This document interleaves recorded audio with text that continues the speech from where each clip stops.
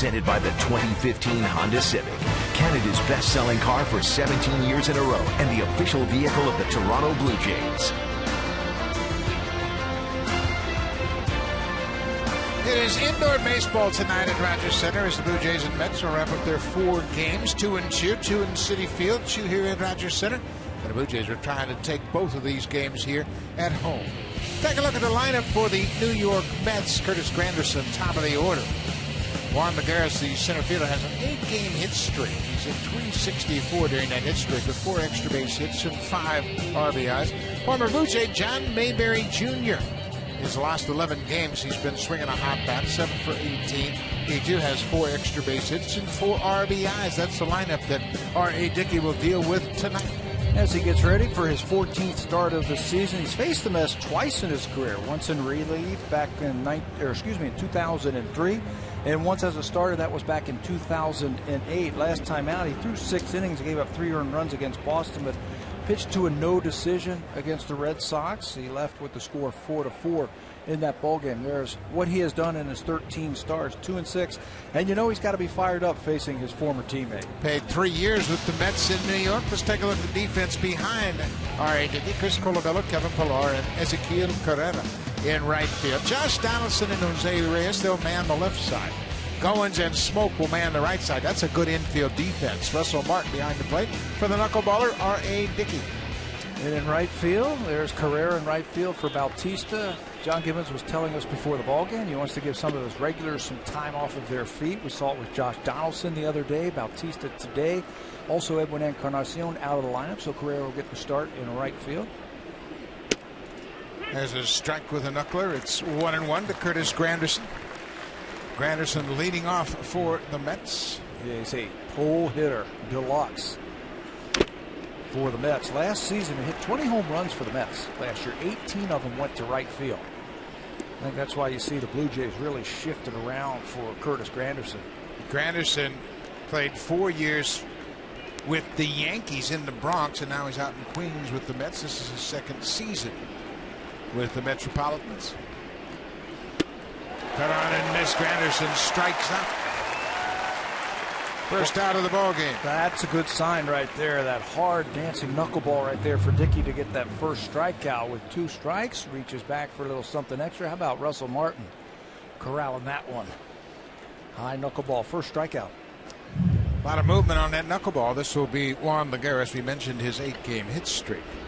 He's at 364 during that stretch. First pitch fastball missed inside. Lagares 1 for 3 last night. He had an infield single in the first. He also walked. Well, there's a good knuckleball. Shallow right field, long run for Carrera. He calls for it, makes the catch. 2 quick outs for Dickey here in the first. You know, whenever you face your former team like R.A. Dickey, again, this is the first time that he's had a chance to face the Mets since the big trade back in 2012. You got to be a little bit fired up. You want to show them that they made a mistake. As we mentioned, he pitched 3 seasons, 10, 11, and 12 with the Mets. Won the Cy Young in 12. And was dealt to the Blue Jays. This is the first baseman, Lucas Duda. He jumps on the first pitch. That's hooked foul down the right side. Duda in his 2nd season is the everyday first baseman for Terry Collins, the manager. And it has really brought out the best in his bat. Last year, he had a breakout season. He hit 30 home runs for the first time in his career. One of 11 major leaguers last year to hit 30 home runs. And he's the 4th Met first baseman to hit 30 home runs. Carlos Delgado did it, Dave Kingman, and Ike Davis. Some good names, some home run hitters on that list. The Mets have had a storied franchise for sure, and they've had some terrific seasons trying to get back to that form. They've had 4 straight losing seasons trying to break that trend. 2-1. Off the plate now, 3-1.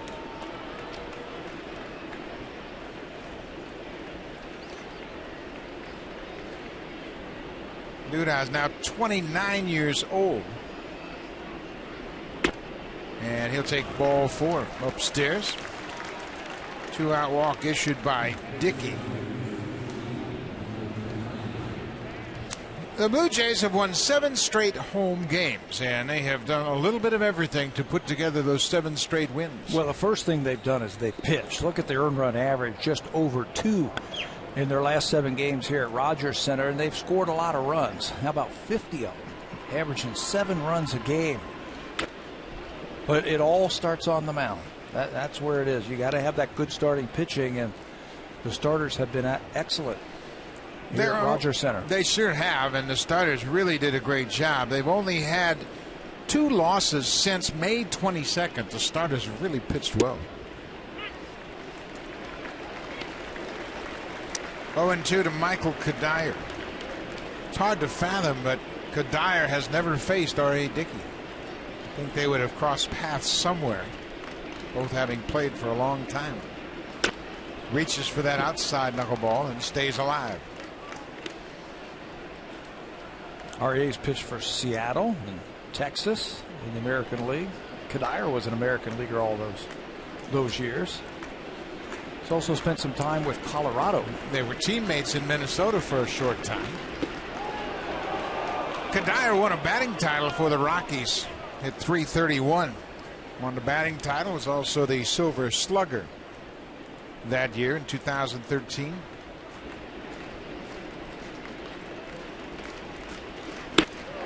Couple of strikeouts for Dickey in the first. Knuckleball dancing early. 2-out walk doesn't hurt. Bartolo Colon will face the top of the order when we come back.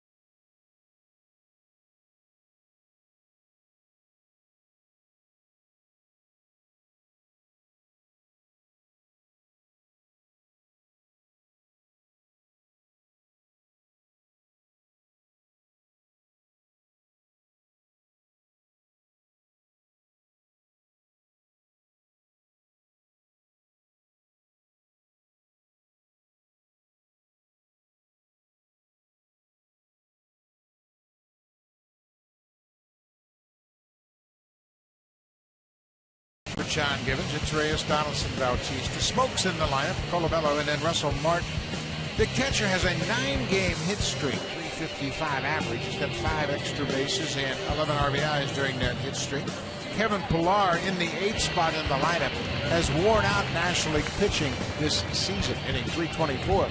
3 home runs and 10 RBIs. A couple of home runs against Max Scherzer, and his 3rd home run came last night against John Neese. And tonight he gets Bartolo Colon. This is his 18th year in the big leagues. Colon is making a milestone start, 450th career start. He's had 358 decisions in his big league career. Last time out, picked up his 9th win of the year, and the Mets win over the Braves 5-3. In that game, Buck, he threw 100 pitches, which was a season high. He's very efficient. He throws a lot of strikes. He'll never really have an elevated pitch count. Reyes drives this one into right center. Granderson over makes the running catch. Reyes has hit the ball hard in this series. Doesn't have much to show for it yet. The defense taking care of some of those hard hit balls. For the Mets in left field, John Mayberry Jr. Juan Lagares won a Gold Glove last year. Curtis Granderson, former center fielder, in right. Tejada, Flores, Herrera, and Duda from 3rd to 1st. Behind the plate is Travis d'Ormeaux for Bartolo Colon. At second base is Dilson Herrera. At the beginning of the season, it was Daniel Murphy. He's on the disabled list. Dilson Herrera is young. He was in the Florida State League last year. He became the youngest player to hit a home run for the Mets since Jose Reyes, when Jose in 2003 was just 20 years old. Reyes came up and became a regular very early in his career, much like Herrera. But they expect Murphy to be back very soon, taking over at second. Josh Donaldson facing Bartolo Colon.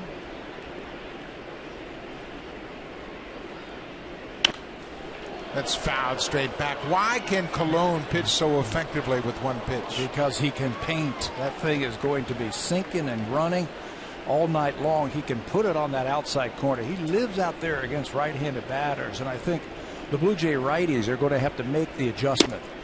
You can see him just pick on that outside corner. For Josh Donaldson, he's got 4 opposite field home runs this year. That might play into his strength. But everything is going to be right on that outside corner. There's a little cutter. It's chopped off home plate. Flores throws out Donaldson, 2 down. We mentioned both of these pitchers rely heavily on one pitch, and nobody throws more fastballs than Bartolo Colon. Yeah, the highest fastball percentage in the major league is Bartolo Colon. He also gets the highest strike percentage with the fastball at 71%. 5th highest first pitch strike percentage. He's up there with that also. It just comes right after you. It's got great movement on it. And righties cannot give up on that fastball away because it's going to come back out over the outside part of the plate. I'll say Bautista has a home run against Colon. One of his 3 hits against the big righty. Always trying to move that fastball back toward that outside corner. He won't cut too many pitches. That pitch that Donaldson grounded out on looked like it was a cutter, but most of them are going to be 2-seam runners. Yeah, he'll throw some sliders and a 4-seamer. Bautista pops it straight back out of play. But that fastball, he'll run it inside for the right-hander, just show it inside and then try to go back outside. It's almost like Mariano Rivera when he used his one pitch, just the cutter. Bam, bam, cutter, cutter, cutter, cutter. You know it's coming, you just can't hit it.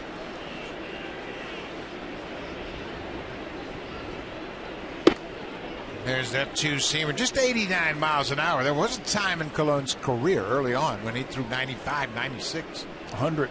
Yeah. I mean, when he was real young, when he was with the Cleveland Indians, when he first came up, he would just reach back, max effort on everything. Pitched 6 years in Cleveland, started in 97. He left Cleveland in 2002, was traded to Montreal in a very big trade, but spent just the second half of 2002 with the Expos. And then signed a free agent contract with the Angels. And just kept getting better and better. There's a little cutter. Bautista takes another walk. They threw him a breaking ball on a 3-2 count, and Bautista's aboard.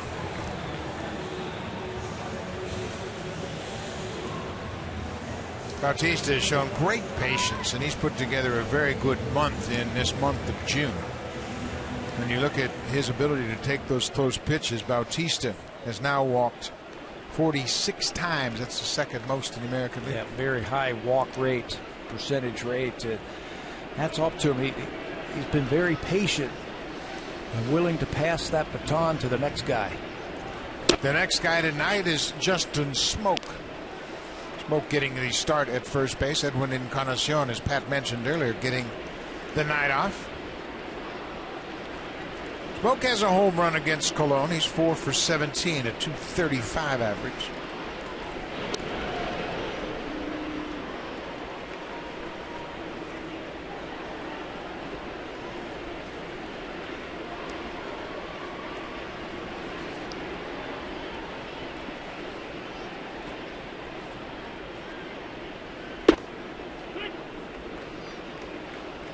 A 1-2 to the Blue Jays first baseman.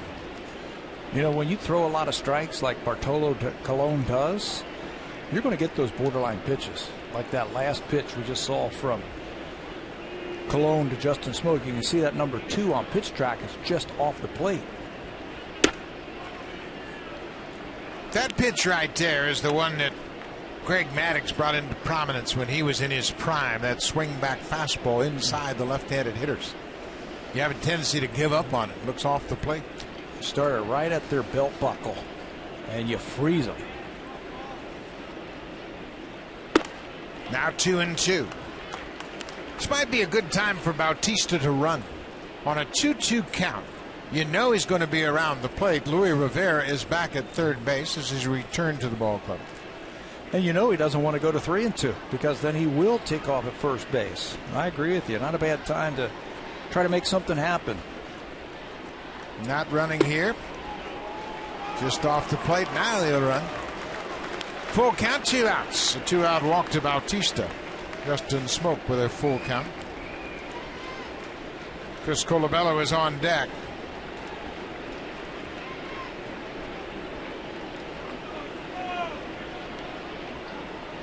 Duda playing behind Bautista at first.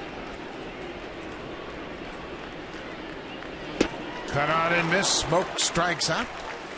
Both ball clubs strand a runner in the first. We'll go to the second. It's a scoreless game.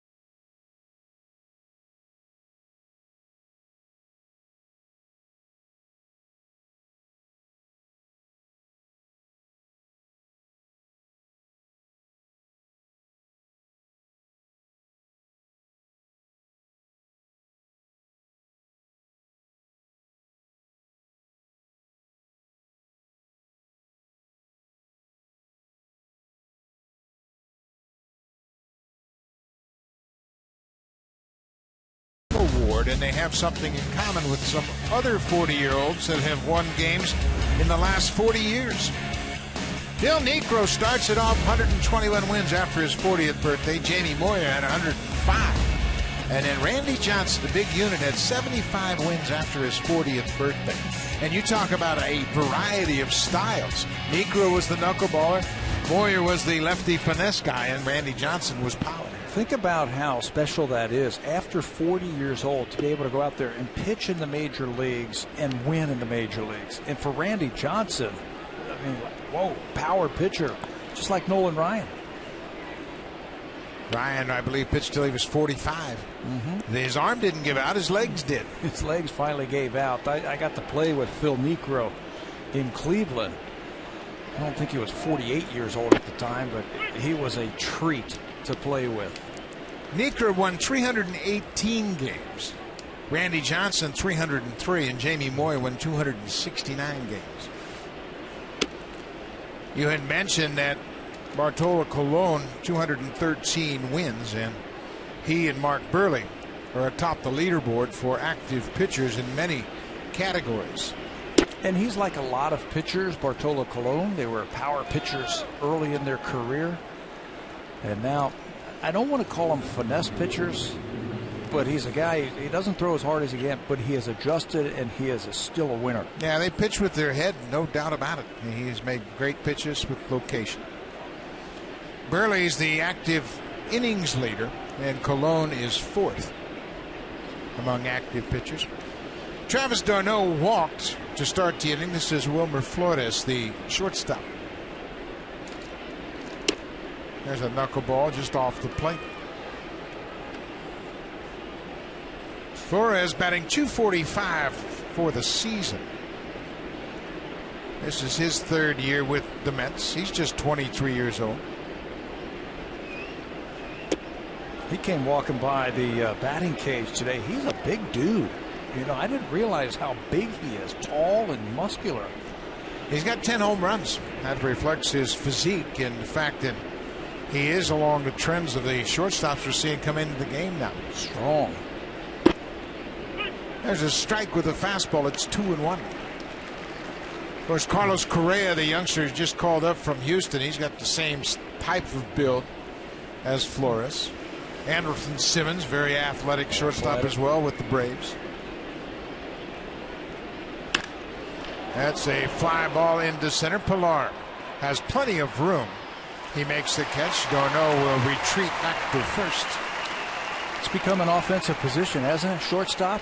I mean, it started years ago, but now catch the ball, but they need some offense. Yeah, of course, the big class was Garcia, Parra, Jeter, and A-Rod, and they were the Ripken guys that really changed the profile of that position. Kevin Pillar moving around Colabello, trying to get his attention. This is John Mayberry Jr. He goes after the first pitch, and it's stabbed by Reyes. Mayberry was robbed last night as a pinch hitter in the 9th inning by Ryan Goins. He made a bid for a base hit up the middle, and Goins dove back behind the bag to take one away. That was a crazy play. Now, Reyes has been robbed a couple of times, 3 times in this series already here at Rogers Center. Base hits. Well, if you're going to take hits away from me while I'm hitting, I'm going to take hits away from you while I'm in the field. That line drive, he spears it. Both of these pitchers are going to pitch to contact. There's no question about that. You don't anticipate an awful lot of strikeouts tonight. Ruben Tejada, the third baseman.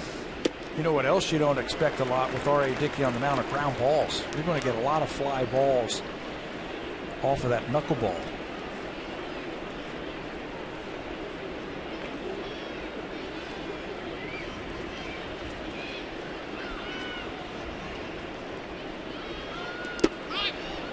That ball was in the dirt. It looked like Dickey really tried to throw it slow and bounced it in front of home plate. Martin had it bounce off his shin guard. Yeah, it just registered in the low 60s on that knuckleball. Take a little something off, and you can see what happened. It went right down into the dirt.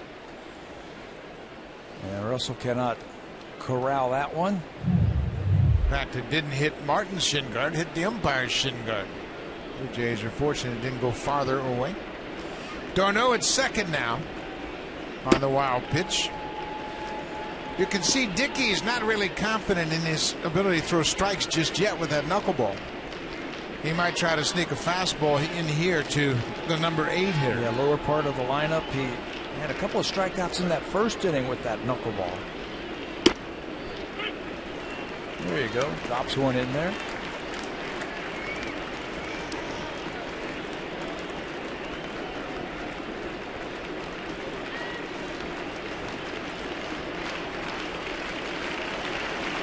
Two and two. There's a good knuckler there, but it was down and away. He's got the movement tonight. It's a little bit harder, a little firmer, and he's got good movement. Now he's got to zero in on that strike zone.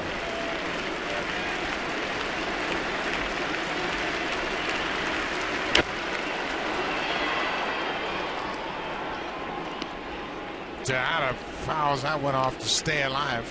Tejada's batting in the 8th spot in this Mets lineup. He had a double in last night's game. He was 1 for 3 in that ball game. The Mets only had 6 hits. They were shut out.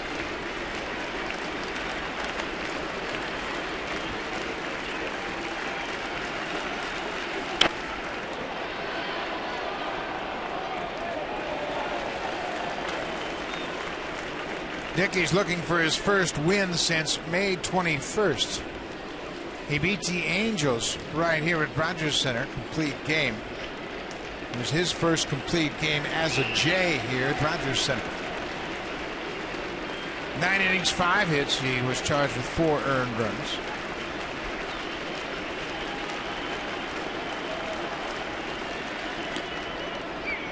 Boy, that was a dandy, but it was a call. Now they better throw it to first. Just to be sure. I don't think it was called a strike by the home plate umpire for some reason. Well, Russell was concerned about the ball not getting away from him. And you can see he is frustrated by not getting the call. And R.A. is very frustrated without getting the call either. I think that's a time where it really locked up the umpire too. Knuckleball.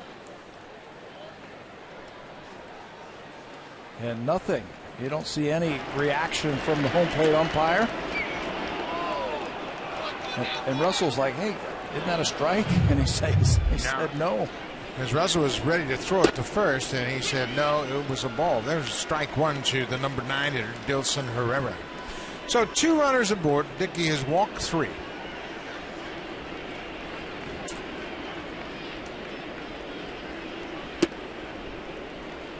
You know, looking at some of the numbers for R.A. this year, batters have been very patient at the plate versus Dickey.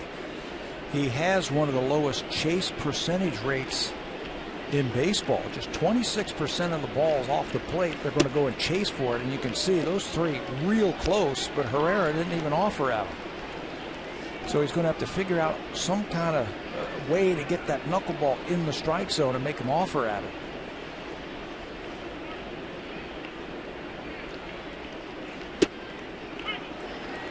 Same pitch, different result. Down and away for a strike. It's now 2-2. 2 outs, 2 on. No score. We're in the top of the 2nd.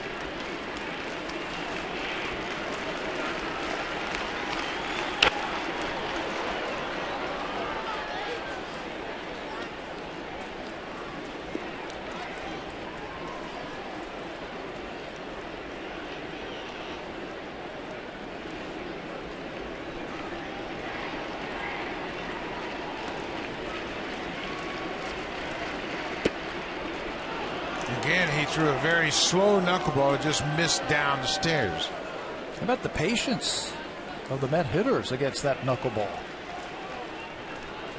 They are recognizing it out of the hand and laying off of it.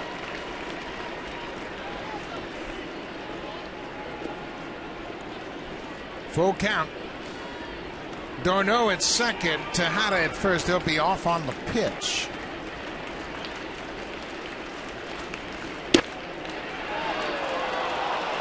Dickey wanted that one, and it was on the outside, and that's 3 walks this inning. Make your renovation a cut above during the DIY Expert Sale. Only at Home Building Center and Home Hardware Building Center.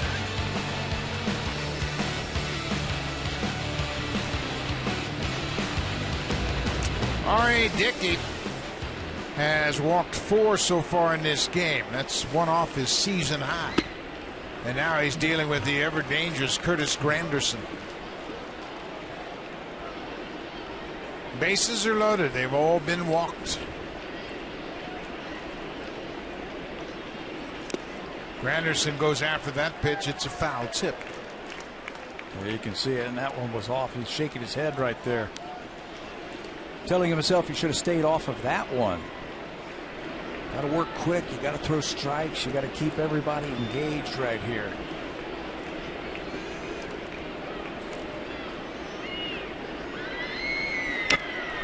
Oh, he had a home run cut. Granderson has 5 career grand slams.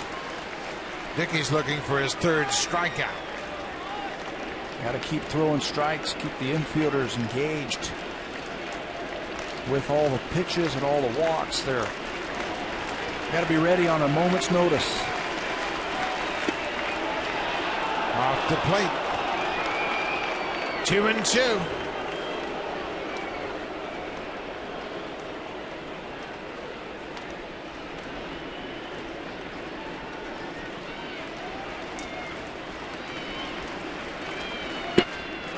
Another full count.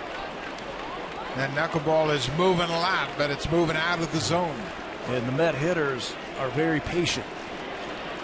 D'Arnaud walked. He's at 3rd. Same for Tejada. He's at 2nd. And Herrera, 3 walks this inning. There go the runners, and Dickey strikes out Granderson, and he's going to come in and have a chat with the umpire.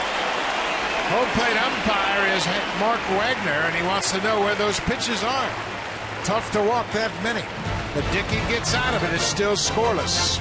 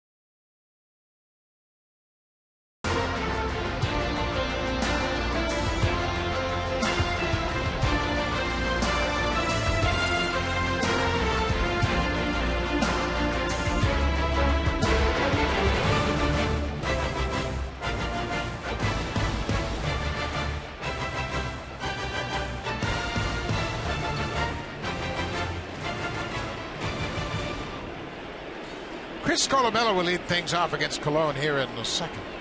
There's a breaking ball that missed outside.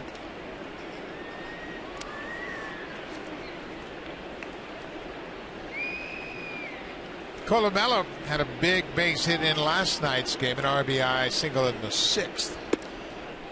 And that made it a 2-0 game, and that really kind of set the tone for the rest of the evening. Certainly did. Great numbers for Colabello this year, 344. He's been crushing that inside pitch.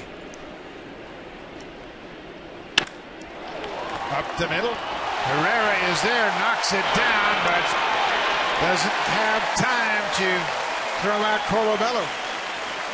Second error committed by the second baseman, and he was there in plenty of time, but swatted at it and knocked it to the turf. He has been fielding extremely well, I think, for the Mets. They've got a tricky ball off of the mound right to him, and he closed the glove a little bit too quickly, right off the webbing. But quickly recovered and did not have a chance to get Colabello at first base. Catcher Russell Martin.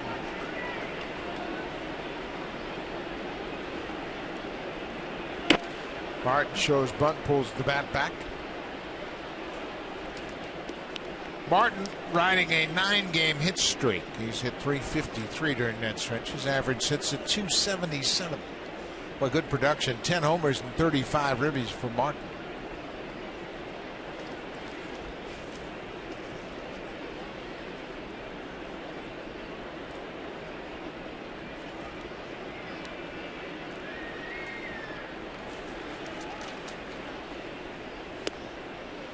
That's ball 2 outside. Excuse me, Pat, go ahead. Blue Jays have hit the fastball extremely well this year. Now, Cologne's fastball is a little bit different than the one that we have seen. It's not 93 plus, but their batting average versus fastball is just under 300. Pulled to third and handcuffs Tejada. He goes to first. He's able to get Martin, but they wasted an opportunity for a double play. So even though he throws a lot of fastballs, I think that's a good matchup for the Blue Jays. This one looked like a sure double play. It came up after it hit the dirt part of the infield. Knocked down by Tejada. He doesn't panic and shows off a strong arm across the infield. The Mets playing on an artificial surface for the first time in a bunch of years, and you can see their players have been thrown off by the timing. Ezequiel Carrera, the right fielder. He's a threat to bunt, and Tejada's in at third. Don't you have to bunt at some point against Bartolo Colon? I think you got to make him get off the mound. He doesn't like to come off the mound and field bunts. Yeah, and he doesn't like to throw to first. No. I think that's what Russell Martin had on his mind when he showed bunt on the first pitch. Wouldn't shock me to see them at least try to make him field those plays. The worst thing is the infielders come in and you can hit the ball by him. Get the corners in, the first baseman and the third baseman, you get them in, and makes it a lot easier to hit. You see Tejada's in front of the bag at third. Duda shortened up at first.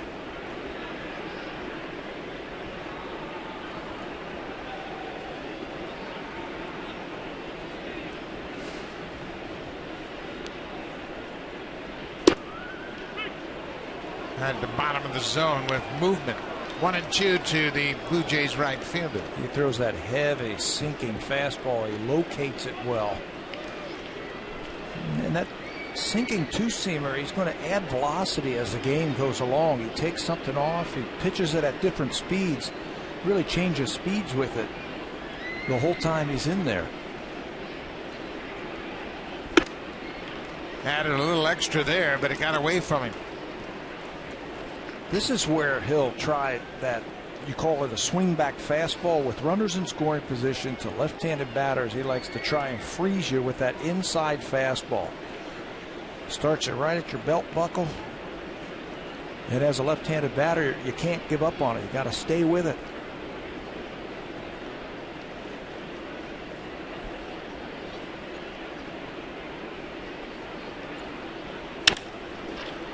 Bouncing ball to third. Tejada throws to Duda, and Carrera's retired.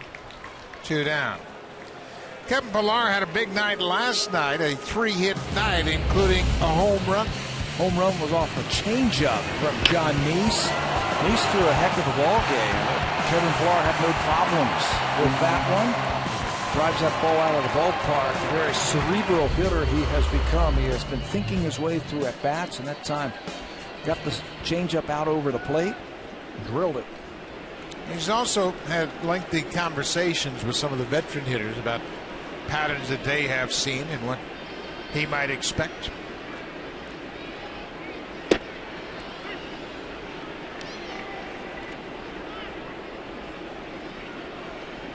With 3 hits last night, Pillar was average at .257.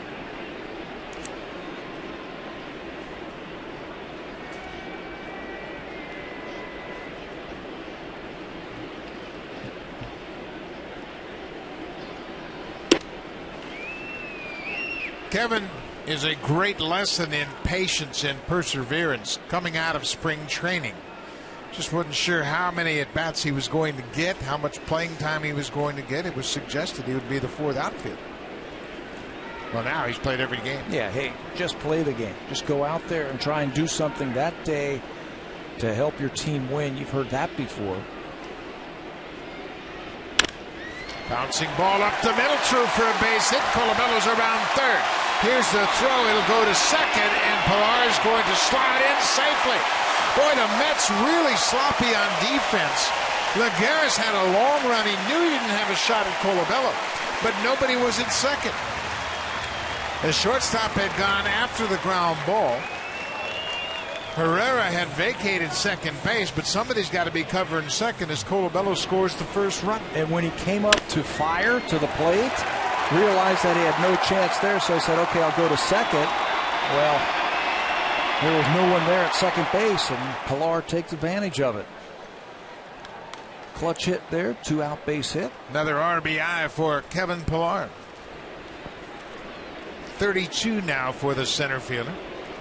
Boy, Pillar has put together a heck of a month of June. Yeah, and you watch him play day in and day out now. You can just see the confidence brimming right now when he comes to the ballpark. He knows he's going to play. If he goes 0 for 4, he's going to be in there the next day.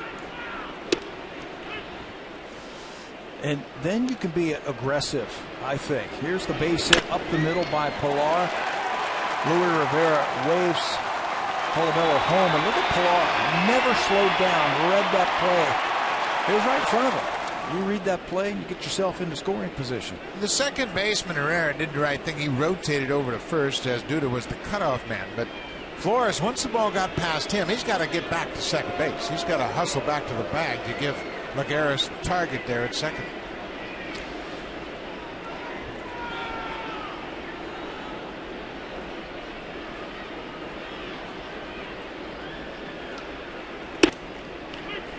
Oh, 0-2 to Ryan Goins, and Goins says that ball's outside. Now Dickey has questioned the strike zone of Mark Wagner. Now the Blue Jay hitters are doing the same. This is a strike. It's a strike. He's standing right here. So Mark Wagner having a few words for the Blue Jays dugout. Seemed a little one-sided right there. They were griping when they were in the field, and now they're griping while they're hitting. So Mark Wagner said, okay, that's enough.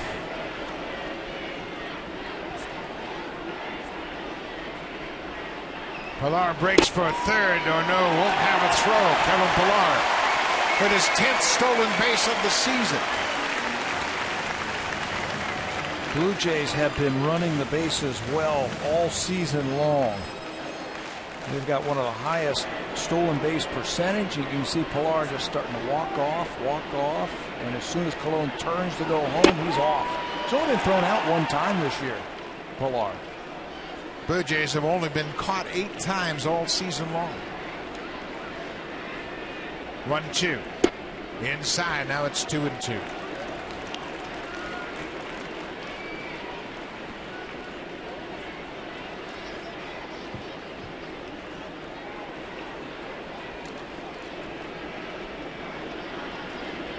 Blue Jays with a 1-0 lead.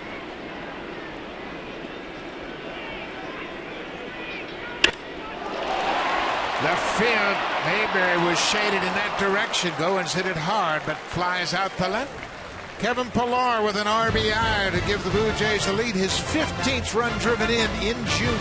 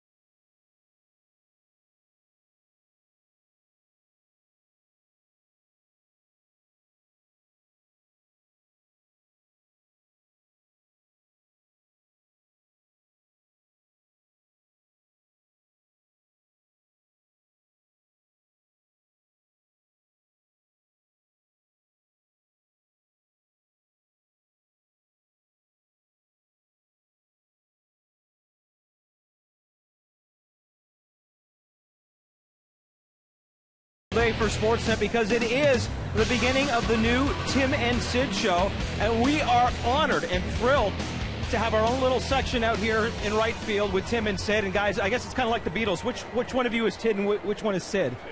I'm the one with the hair, so I'm Sid. Yeah, you guys, I know that you're feeling the comfort, but bring it in. Let's bring it in. Yeah. So I'm going to start with you, Tim. You've been working with Sid for an awfully long time.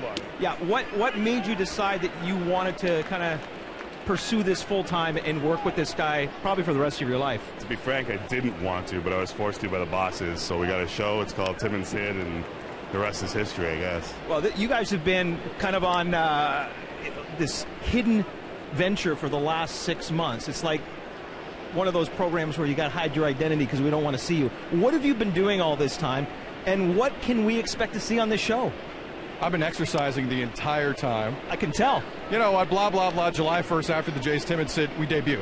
Barry, I've seen you for the past, 2 months with a baseball glove, protecting yourself. I thought I was going to be safe up here in left field. You show up, Johnny Spalding does not have a glove. I'm as nervous as I've been the entire game. Where's your glove? You really think I'm actually going to be able to catch one that comes out here and save you? I saw what you did down there. I know better. All right, you told me nothing, so I'm going to ask you, what is going to be on this show? What can we expect? We're going to get a lot of baseball gloves in the first row. It's just going to be a lot of news and opinion.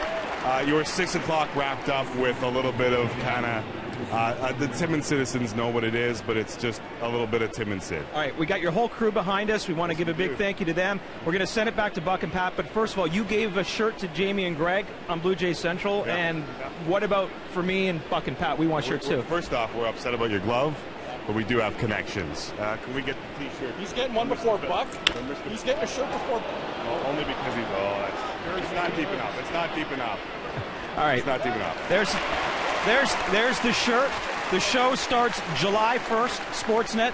Buck and Pat should have got one before you. I'm sorry. Well, I'm taking this one. This is Sid. This is Tim, and we'll send it back to Buck and Pat, guys. Buck and Pat, you guys are the best. Thank you very much, Barry, and good luck to Tim and Sid. We want to congratulate you on your launch. It'll take place July 1st.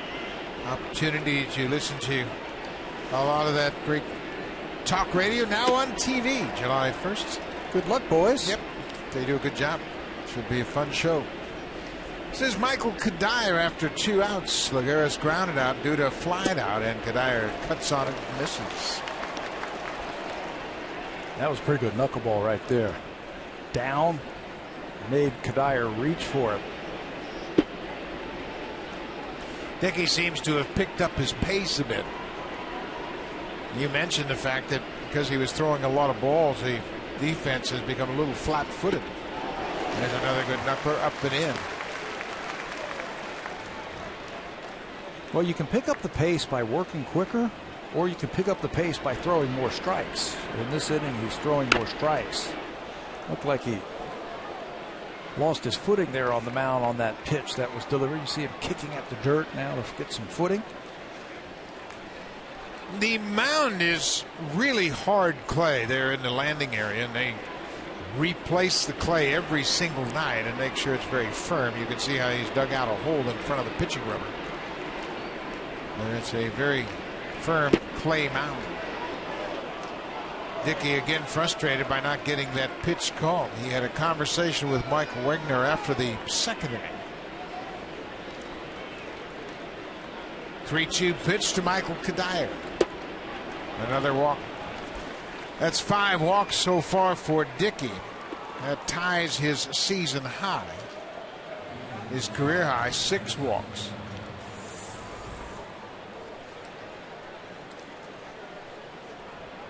But that's the fortunes of a knuckleball pitcher.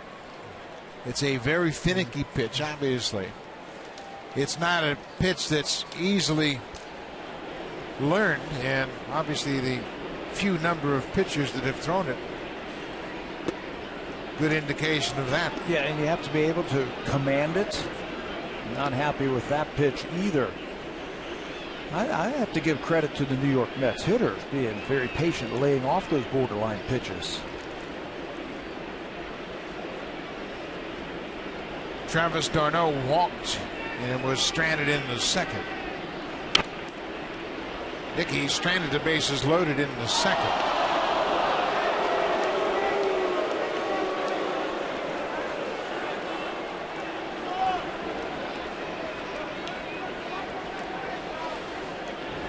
d'Arnaud was included in the trade with the Mets for R.A. Dickey.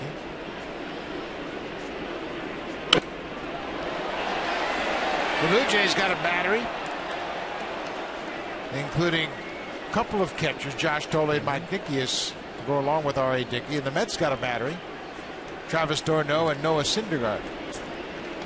They also got John Buck in that trade, and they were able to take Buck and turn him into the second baseman, Wilson Herrera.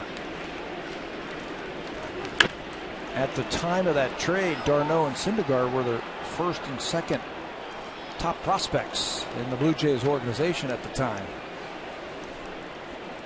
And they talk about that trade in the New York papers today about that was the turning point in the organization where they started. They turned R.A. Dickey's great season into 2 big pieces for the future.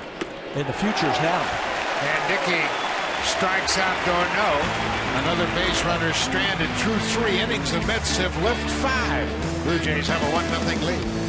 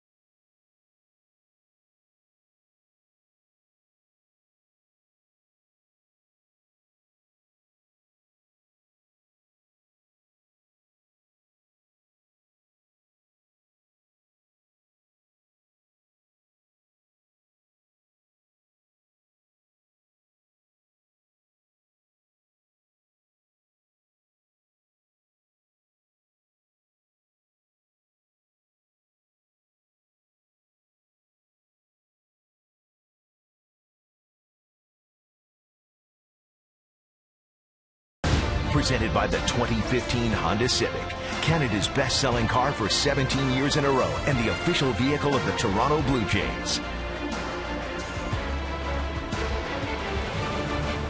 It's a 1-0 Blue Jays lead as they're set to bat in the bottom of the third inning. There's only been one hit in the game. The Mets have stranded 5. The Blue Jays have left 2. The only hit in the game, a RBI single by Kevin Pillar.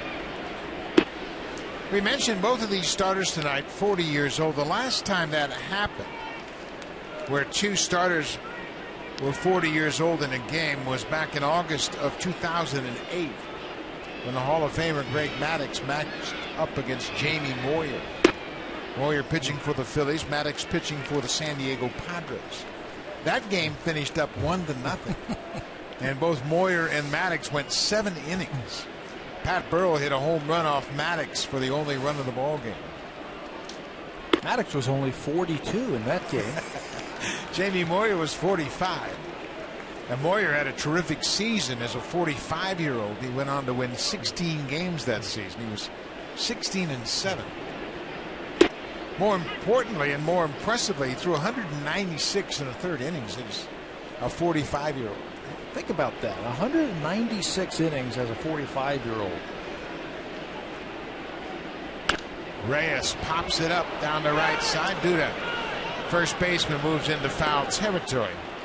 1 out. Let's check in with Jamie Campbell.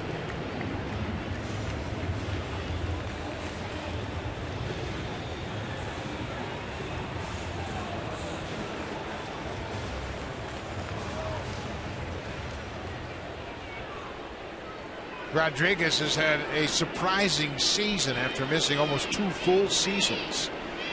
And while he's at the fountain of youth, CC Sabathia has allowed no hits through 3 innings and struck out 4. What are these Yankees doing? I don't know how they do it. I'll tell you that. I'm impressed. I talked to baseball people during spring training, and I would ask them about Alex as that ball's hitting right there, Alex Rodriguez. And I got answers all over the board. He's going to have a great year. He's going to be terrible. It was one or the other. Mediocre. I'll tell you what, I've been impressed with Alex Rodriguez this year. 276. Rodriguez is hitting. The RBI gives him 34 for the season. Respectable numbers.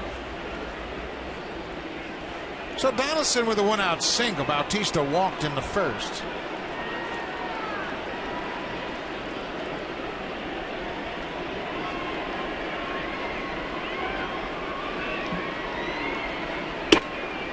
You mentioned that Colon had thrown a lot of pitches outside, and Donaldson just took it the other way. He went to right. Yeah, he has done that all year long. Josh Donaldson hit that ball the other way, hit it where it's pitched. One of the things the Blue Jays have done good, done really well here the first couple of innings against Bartolo Colon, they've made him throw a lot of pitches. Bautista was guessing fastball and got it. That's the 47th pitch of the ball game for Colon. He came into this game. Wait a minute, is that Sid? Did Sid catch the ball? Oh, he whiffed on it. Yeah. Talk about needing a glove. But coming into this game, Bartolo Colon had the fewest pitches per inning this season. Just 14 pitches per inning to get through. And the Blue Jays have made him work.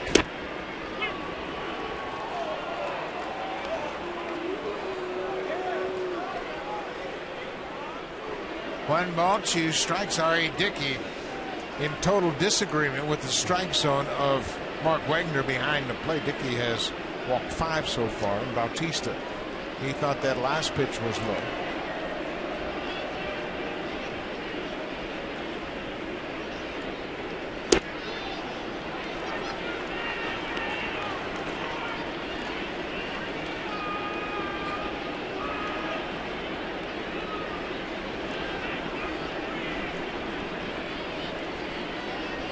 Colon's tough to run on. He unloads the ball very quickly. He doesn't have a very long stride to the plate.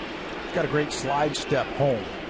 Well, took a little something off of that one, and Bautista strikes out. But he's quick to home. He's got a quick arm swing and a nice slide step that can really shut the running game down. Look at this changeup. That's a three-finger changeup. And it dives down right at the last minute. Second strikeout of the night for Bartolo Colon. Don't expect to see too many of those, but Colon fooled Bautista for the strikeout. Now Justin Smoke, he was a strikeout victim in the first.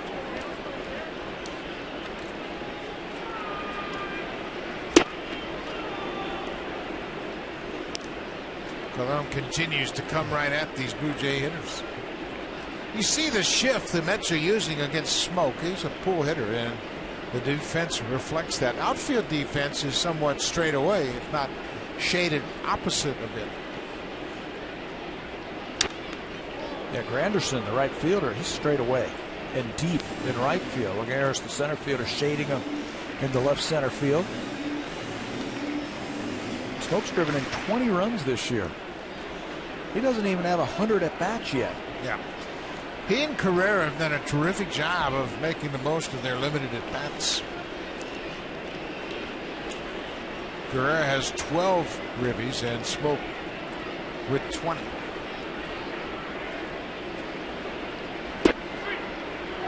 Smoke called out. Down and away for strike three. Smoke strikes out for a second time.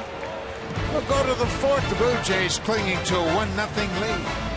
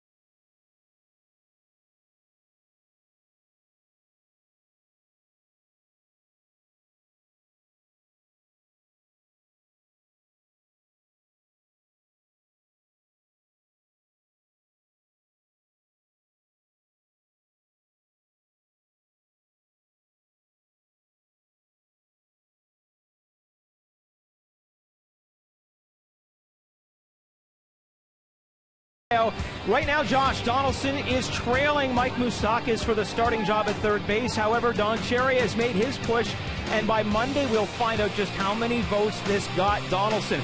Good chance in the next couple of weeks that he will pass him, but you have to do your work, and that is get online to BlueJays.com and vote. You can do it up to 35 times per email address. Use the hashtag VoteBlueJays to show your support on Twitter. Guys?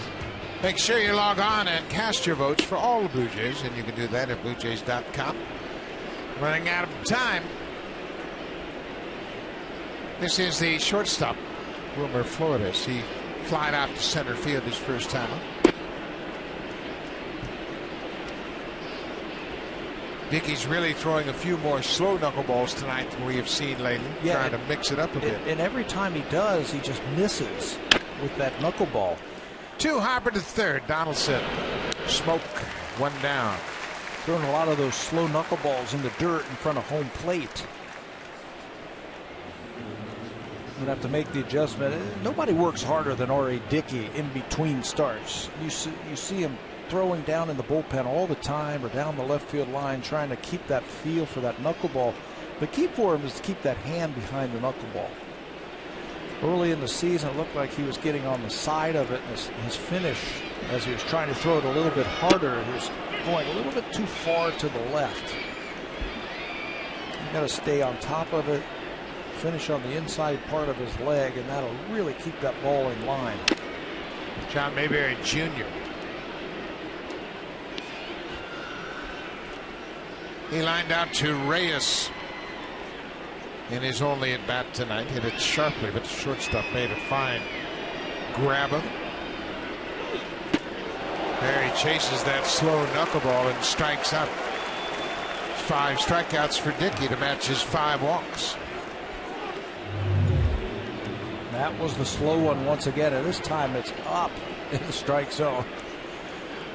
Boy, how about the movement? Even in slow motion, that ball looks like it's moving a lot.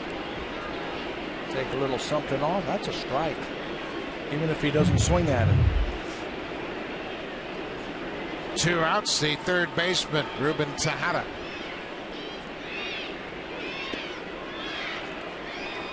Looked like a pretty good pitch.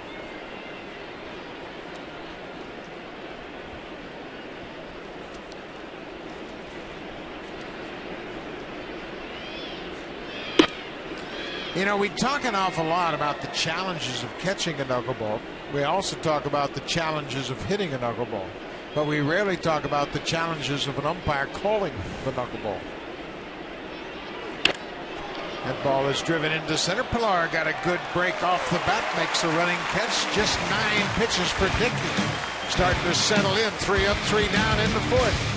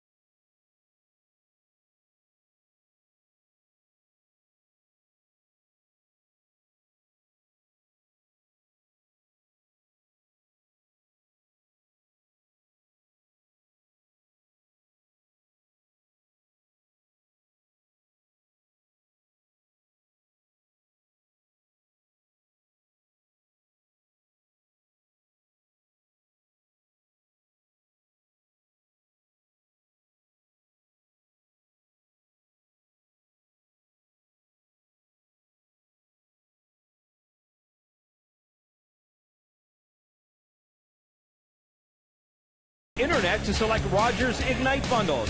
Find out how and call 1-888-ROGERS-1 now. Hurry, offer ends soon. Buck? Thank you very much, Barry. Good crowd on hand here tonight. It's indoor baseball. There's some thunderstorms in the area. Last night, 28,906 showed up for Game 1 of this 2-game series. The Orioles will be here tomorrow night for a 3-game series, Friday night, Saturday, and Sunday. Colabello bounces it up the middle. Flores behind second, takes his time, 1 down. Bartolo Colon started out his career with the Cleveland Indians, and then in 2002 there was a big trade as he was going to be a free agent. So they hooked up with Montreal, and it was a very impressive trade, especially for Cleveland. Montreal got the Bartolo Colon, the #1 pitcher they could put at the top of their rotation. Cleveland got a bunch of young guys. You can see them right there. Cliff Lee, Brandon Phillips, Grady Sizemore, and Lee Stevens. And there is a Blue Jay connection in that buck right there. Tony LaCava, who is now in the front office with the Blue Jays. He was the director of player development for the Montreal Expos in 2000, and then went to the Indians in 2002 when they were trying to put that trade together. Mark Shapiro came to him and said, hey, who are some of the best players in that organization? And he told him those were all A-ball kids. These are the A-ball players that you want to ask for. They got them, and they turned out to be superstars. That's past the third baseman Tejada off the bat of Russell Martin. Russell makes a big turn. He'll stop at first with a 1-out single. Only the third hit off of Colon. That's doing your baseball homework, isn't it? When you can recognize A-ball players and get them to the big leagues. You see that ball just by Tejada. It's almost reminiscent of the Texas-Atlanta trade for Mark Teixeira when Texas got a couple of A-ballers that turned into all-stars. Neftali Feliz and Elvis Andrews were an A-ball, and Mel Didier was involved in that trade, who is now with the Blue Jays. There's Tony LaCava on the left with Andrew Chinish. Herrera goes after the first pitch, and that's going to reach the seats. Cliff Lee eventually would spend 8 years with the Indians. He went 83-48 in his tenure with the Indians. Won a Cy Young Award in 2008 when he went 22-3. He had a terrific career, and now, of course, he's injured with the Phillies. 0-1.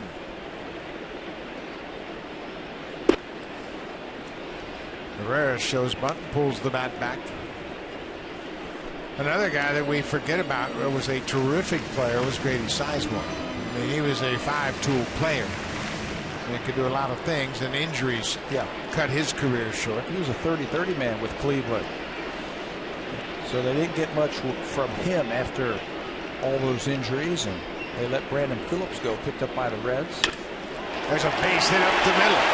Martin is going to stop at second as Laguerre got to it quickly, and back-to-back singles with one out here.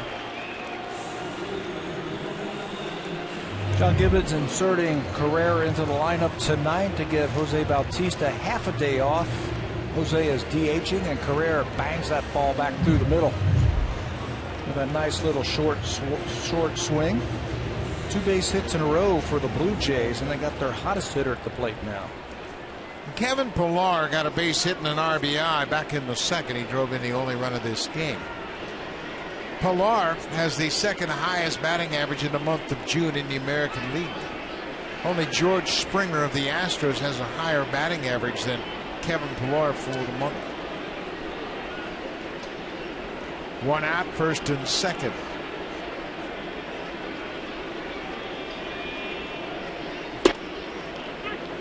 Kevin Pillar with that RBI now has 15 ribbies in the month of June. Giancarlo Stanton leads baseball with 18. Cabrera has 17. Arenado of the Rockies has 16. And then Frazier, Freeman, and Pillar have 15. He's in good company. That's some impressive company that he is with.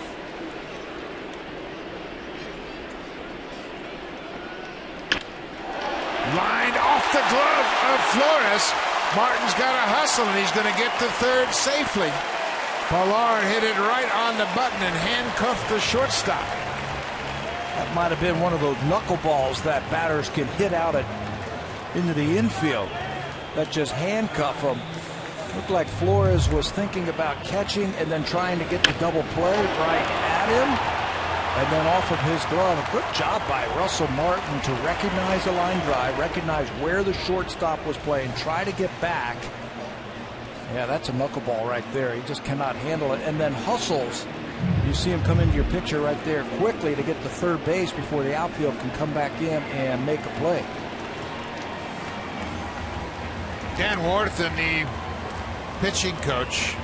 Blue Jays have had their problems on the bases, but not this time with Martin running. Got to know exactly where that shortstop is. That's the last guy you want to make sure you know he's playing right behind you. You'll get the coach telling you where he is.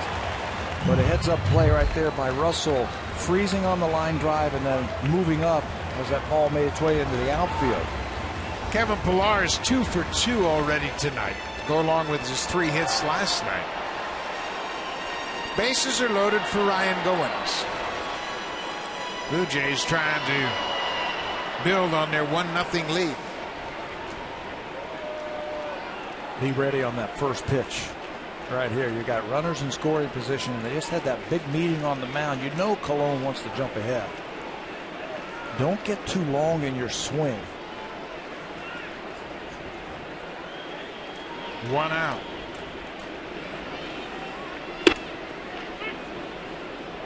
Up and away. Goins lined out hard to left field on a pitch similar to that last pitch. Pitch away, he drove it to left. He has been working on trying to let the ball get a little bit deeper, Ryan, and then staying on top of that ball. At times, that outside pitch, he gets underneath it and loops the bat, and then you see lazy fly balls to left field. Been working on trying to stay on top of it and hitting line drives to left field. Look at those 2 pitches. Don't think Colon knows what he's doing? Little something extra on him. Painted on the outside. Painted. 0-2.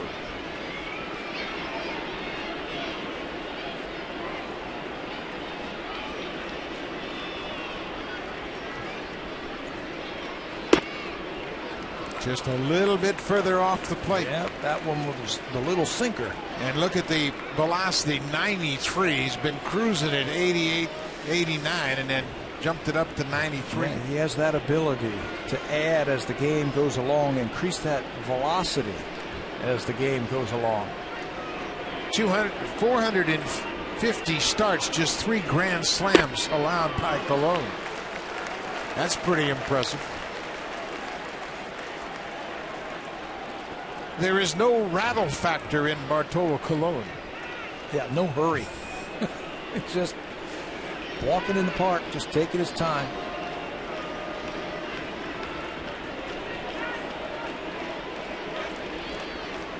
Blue Jays have a run on 5 hits.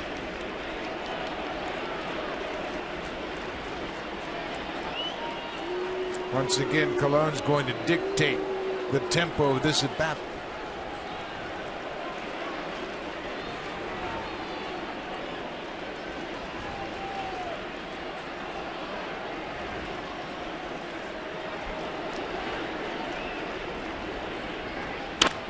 Ground ball. Duda goes to second for 1, and what a job by Pilar. Takes the feet out of the shortstop Flores and gets his partner an RBI. Ryan Goins picks up the ribby as Flores was knocked off his feet on a hard, clean slide at second. Well, I'll tell you what, he's going to get a lot of high fives as he makes his way into that dugout for that slide right there. That's team baseball. When you've got runners on first and second or first, second, and third, that runner at first base like Pilar can get a big jump, and he does. This is a clean slide, a good hard baseball slide. That spikes her down and just takes the feet out from the shortstop and gets an RBI. What a pretty slide. Flores taken out at second. Goins credited with the RBI, his 23rd. Bottom of the order, doing it once again tonight. 2 outs for the leadoff man, Jose Reyes. Base hit to right field. Carrera's in to score. Goins will stop at second. Reyes makes it 3-0.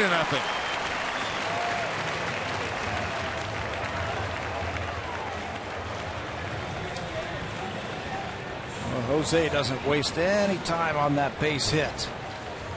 Rips it into right field. That will be an RBI, and that one should be credited to Kevin Pilar also. Watch Goins at first base. He has to freeze momentarily so he doesn't run into that baseball, and that kept him from going first to third. Just one time he didn't want to get hit, just that momentary hesitation right there. So he's still in scoring position for Donaldson. 3-0 Blue Jays. Donaldson singled to right his last time up.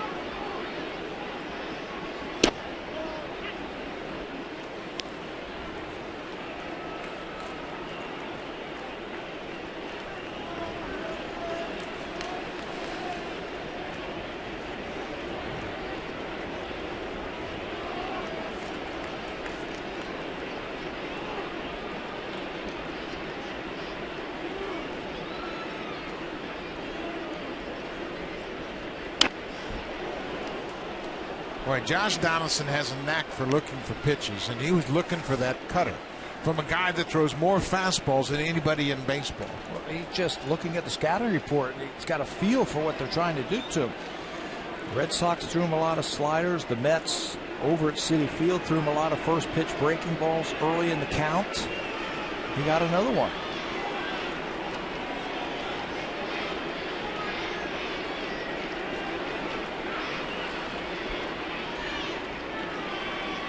0-2, 2 down. During the course of a season, you never really know where your production is going to come from, but if anybody thought Pilar, Colabello, and Carrera were going to have an impact driving in runs, I think they'd be stretching it a bit. Yeah, playing major roles for this team. Colabello's come up here and has done nothing but hit. Carrera has done his job when he's been called upon, and Kevin Pilar's played fantastic center field, and he's swinging the bat. 1-2 to Donaldson.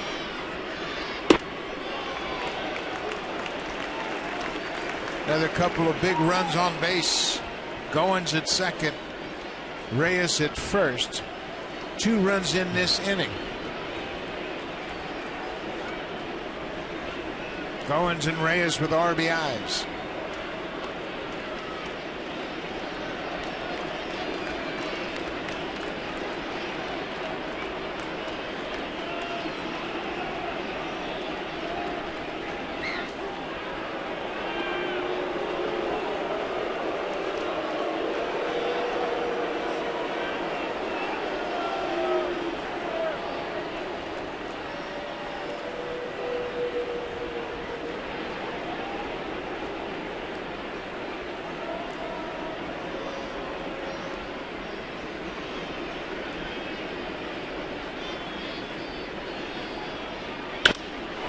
Going to drop. Base hit for Donaldson. Goins is in to score. Reyes is being stopped at third. Josh Donaldson drives in the 3rd run of the inning. It's 4-0 Blue Jays. Another shot to right. They know that Colon's going to stay out there with that fastball. And instead of trying to pull it, trying to lift it, just stay with it. Josh Donaldson stays with it. Told you he's got the 4 home runs to the opposite field. If they're going to pitch it out there, why don't you just slash it over there? And that's exactly what he does. Stays on top of that. It's a level swing on an outside pitch and drops it down the right field line for an RBI double. Reyes goes to 3rd base, and now Bautista's got a chance with a couple more. 2nd and 3rd for Bautista. He has walked and struck out.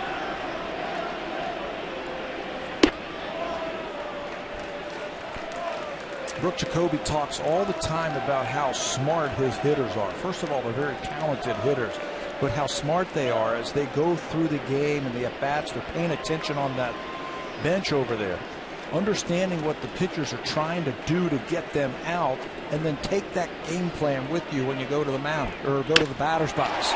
Base hit for Bautista. Reyes is in to score. Donaldson's right behind him, and Bautista makes it a 5-run inning.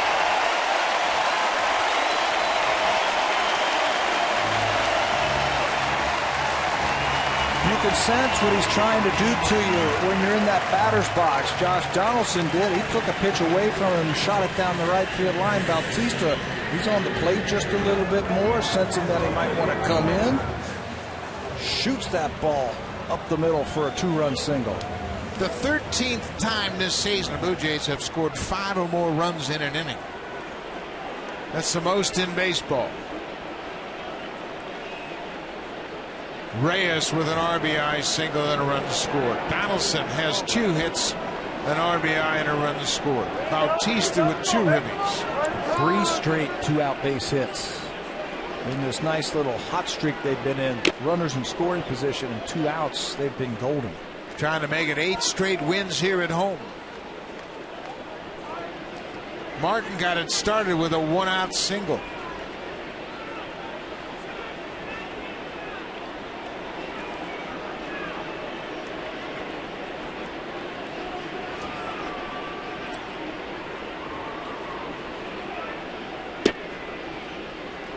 Ball and a strike to Justin Smoak, the 9th Blue Jay to bat this inning.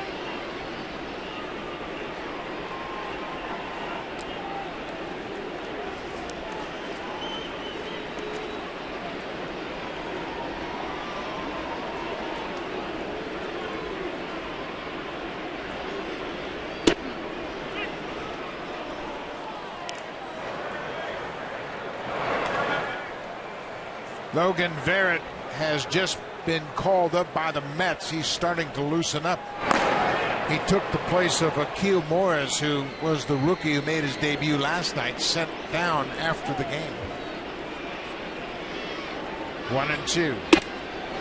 Smoke strikes out, but the Blue Jays put up a 5 spot in the bottom of the 4th, take a 6-0 lead. Now time for a Blue Jays Central update. Here's Jamie Campbell and Greg Zong.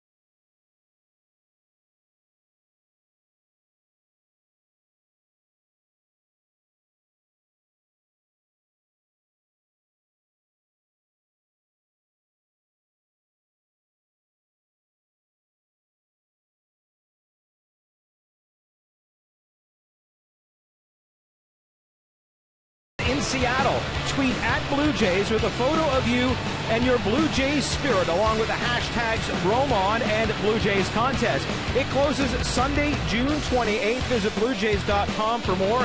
What a great trip that is in Seattle. And guys, actor Stephen Amell, who's on that campaign as well for Josh Donaldson, tells me he's going to have the entire cast of Arrow at that game, 80 people in all. So there'll be plenty of Blue Jays support there, as always.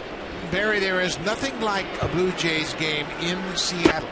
And this year, it's Friday, Saturday, and Sunday. And I tell you what, if you haven't experienced it, make sure you make plans to join us in Seattle.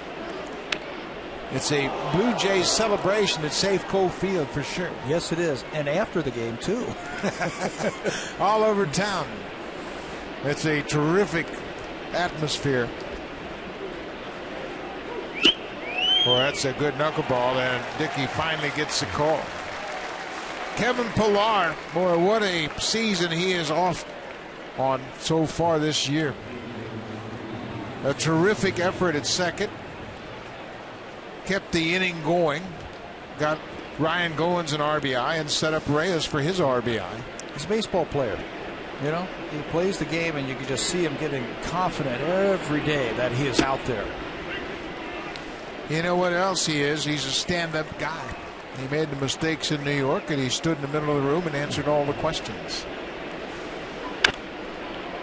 This is a high pop-up into shallow left. Donaldson going way out, gets there and makes the catch on Granderson. They were playing in that shift. Donaldson knew he was the lone infielder that had a shot at that pop-up and went a long way. He was a catcher. Signed as a catcher, and careful how you say that now. That's why I said it. So I wanted to get a reaction from you. He's an athletic player. Well, he is a very good player. You mentioned Pillar's a ball player. Donaldson's the same way, boy. Mm-hmm. He thinks about how he can beat you with the glove, with the arm, with the bat, and with his legs. Comes to play every day. 2 down. RA needs another 1-2-3 inning. 47 pitches through 2 innings trying to find that knuckleball. So he has run that pitch count up. He's up into the 80s now, so he needs another 1-2-3 inning. Dickey had 3 terrific mentors during his journey to master the knuckleball. Tim Wakefield, Charlie Huff, and of course the Hall of Famer Phil Niekro. And they each gave him a little piece to his delivery. He had different pieces of advice, and he has utilized them very well. Fastball strike, 3-1. It's a fraternity, isn't it? Very small, but very small. But every time you see knuckleball pitchers, there's one on each team. They always get together and compare notes. There's a liner over Reyes' head. That's going to go all the way to the wall off the bat of Juan Lagares. Kevin Pillar plays it off the wall. Lagares hits a 2-out double. That's the first hit for the Mets. Comes with 2 outs in the 5th. How about that? He's got to throw him the fastball, 3-1. It's down where Lagares likes it. He smokes it. To left field, makes it all the way to the power alley for extra bases. That's the 8th double of the season for Lagares. Lucas Duda walked and flied out. Blue Jays have a 6-0 lead.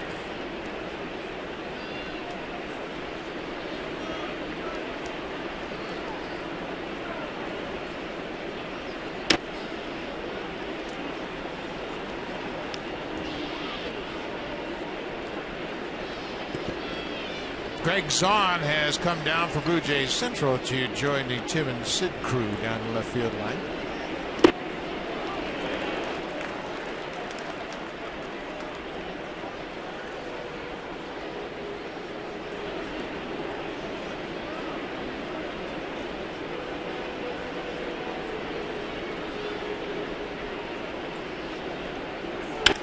Duda hits a fly ball to left. Colabello makes the catch. The 2-out double. The first hit of the game is stranded on base. The Mets have stranded 6.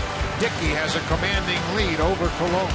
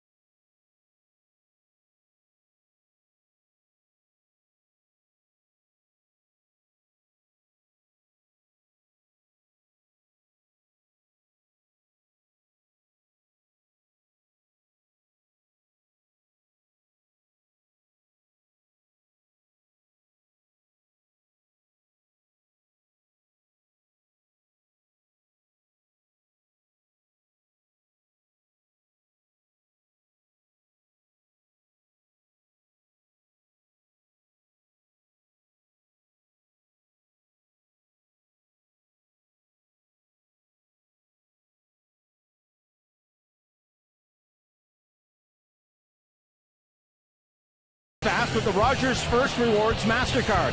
You'll earn 5,000 first-use bonus points, redeemable for a $50 gift card from the shopping channel. With no annual fee, apply today. Buck?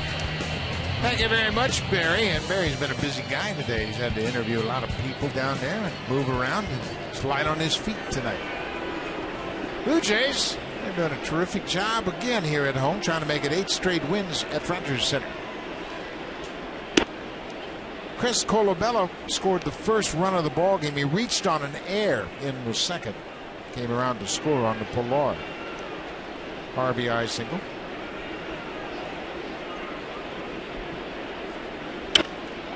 Drives this one deep to right. Granderson at the track, at the wall. Goodbye, home run. Chris Colabello, his 5th of the season. 7-0 Blue Jays.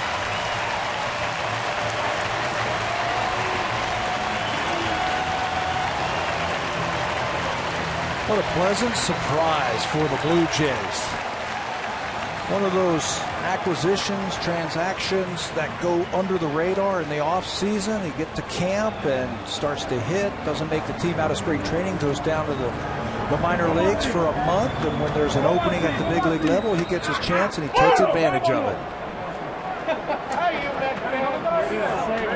Colabello and Burley says, just come over here, give me a hug. I don't have one of those dances for you. Couple of old school guys. Don't need that. Thank you. Boy, what a sweet swing. That pitch was down and away, and he stayed on it. Russell Martin is robbed by Tejada as he's tagged out at first.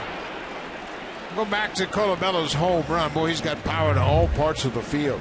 Looked like a slider. You can see it down and away, and he stayed on it and drove through that ball. You're right. He got power the other way. We saw that firsthand last year when he was a member of the Minnesota Twins, when he would double into that gap in right center field. This time he hits the ball into the bullpen for another home run and another run for the Blue Jays. And that's going to be it for Bartolo Colon. He'll leave having surrendered more earned runs than any game except May 20th against the Cardinals. Alex Torres will come in to pitch here. Blue Jays in or out.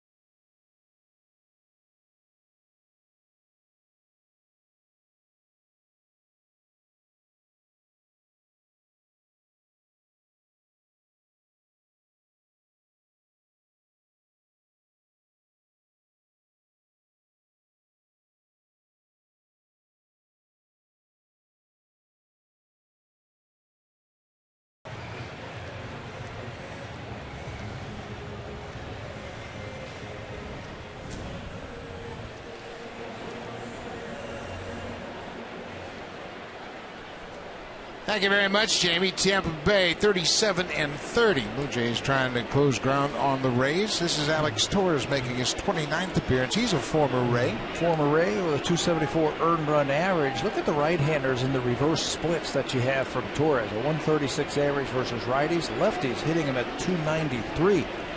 He's got a lot of movement on his pitches. He's got a slider and a very good changeup that he will use. Throw a lot of ground ball outs, and he's one of those pitchers, Buck, you can see he's wearing that new headgear for pitchers. Yeah, the protective headgear. It's cumbersome, but he feels very comfortable wearing it, and it is designed to protect those pitchers on the comebackers to the mound.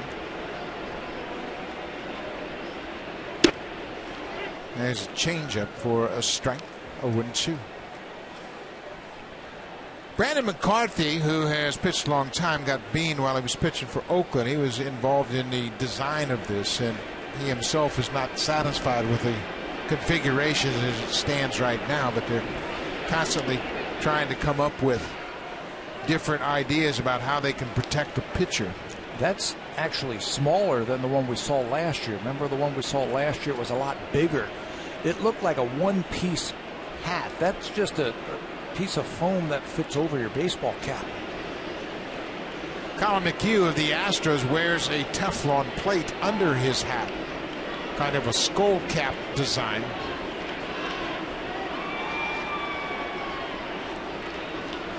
One and two. Off the plate outside.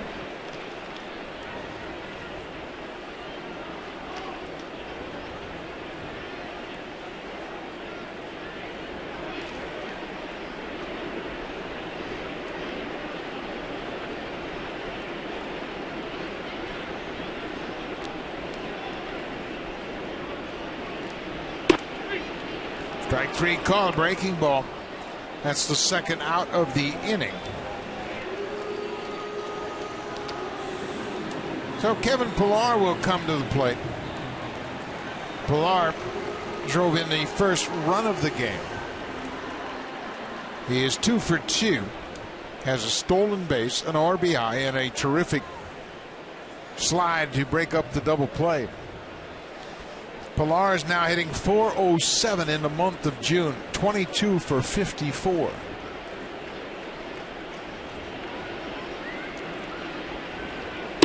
Yeah, he also had a good base running move when he went to second base on the throw his first time up, and then it allowed him to get the third when he stole the base. He has had a very good series against the Mets.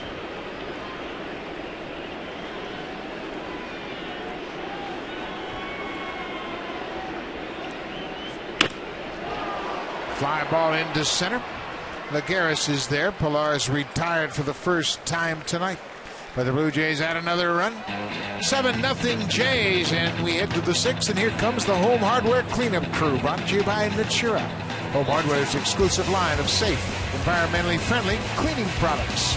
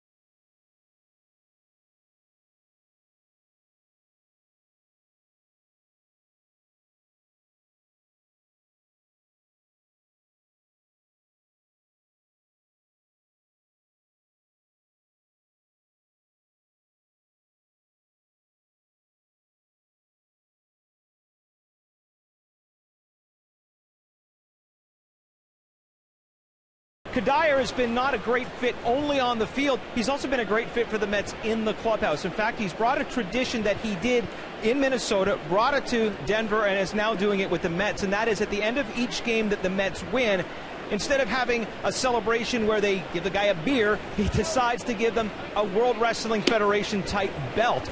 He says it's something that really pumps up the guys, and they really get into it after the game. They decide who's going to be the player of the game. They present him with the belt. He says he never wants the belt himself, although there was a game when he had a walk-off hit when he walked into the clubhouse. They gave it to him. So, guys, we've seen chocolate celebrations, we've seen dance parties, and now we have a wrestling belt with the New York Mets. Whatever it takes to bring chemistry to a ball club, and that's what Kadire had on his mind. This time he flies out to center field. Michael Kadire came up with the Twins, and Torrey Hunter is back with the Twins after starting his career. And Torrey Hunter is the one that brought the disco lights into the clubhouse this season for Minnesota. The smoke and the disco. They had a smoke machine, and they'd turn on the disco lights, and they'd celebrate after a win. I mean, it's great tradition. And, you know, teams have done things like this over the years. In Kansas City in the 70s and 76, we had an equipment man, Al Zeke. You remember Zeke? I know Zeke, yeah. And he had a gong, because the Chuck Barris gong show was very popular there. Everybody would stand in front of their locker, and Zeke would walk around the clubhouse until he got in front of the guy that he was going to gong for that night. Reyes makes a nice grab of a liner by Travis d'Arnaud. So there are 2 quick outs here in the 6th. Did you ever get gonged or donged? Many times. Did you? And Zeke would walk past you, and then the crowd would go, ooh, ooh, and build up the anticipation, and they'd turn around and gong you. And that was the anti-star of the game. That was right? The anti-star of the game, okay, all right. It was not a star of the game, that's for sure. But those types of things certainly build a lot of chemistry. Baltimore Orioles are coming into town starting tomorrow. They have a tradition at home. They get the pie in the face, and it's not a shaving cream pie. Adam Jones gets a real pie, and you get it right in your face when you're doing your television interview after the game. And that takes a little preparation. You just can't go into the bathroom and grab some shaving cream. I like that. 2 outs. This is Wilmer Flores, shortstop. R.A. Dickey has a 7-0 lead, looking for his first win since May 21st. It's off the end of the bat. The Blue Jays have really put together a nice run here. The Orioles lost today to Philadelphia 2-1. The Orioles are probably already in town ahead of their series opener tomorrow night. That's a foul ball just outside the left field foul line.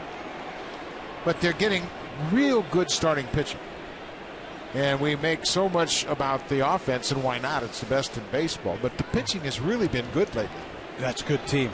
Good starting pitching and a very deep bullpen, and they're still hitting a lot of home runs. It's going to be a great series, I think, this weekend.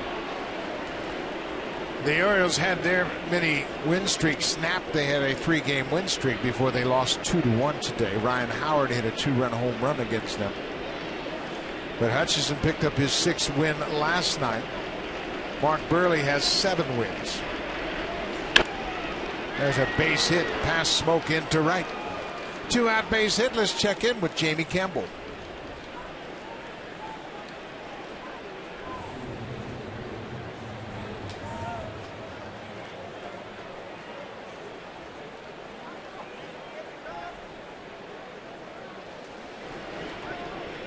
Alex Rodriguez closing in on a historic hit. Matt Latos and C.C. Sabathia matched up in that ball game. Blue Jays pitchers have combined to throw 20 shutout innings.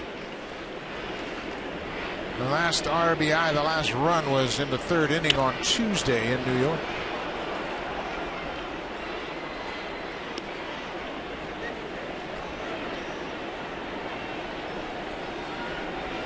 John Mayberry Jr. lined out to short and struck out. He's 0 for 2.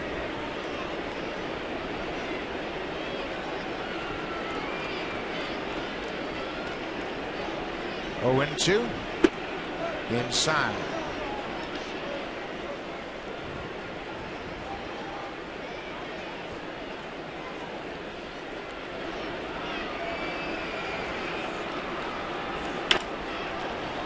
There's a fly ball to right. Carrera backs up a few steps, and Mayberry's retired. R.A. Dickey's through 6 innings, shutting out the Mets on 2 hits.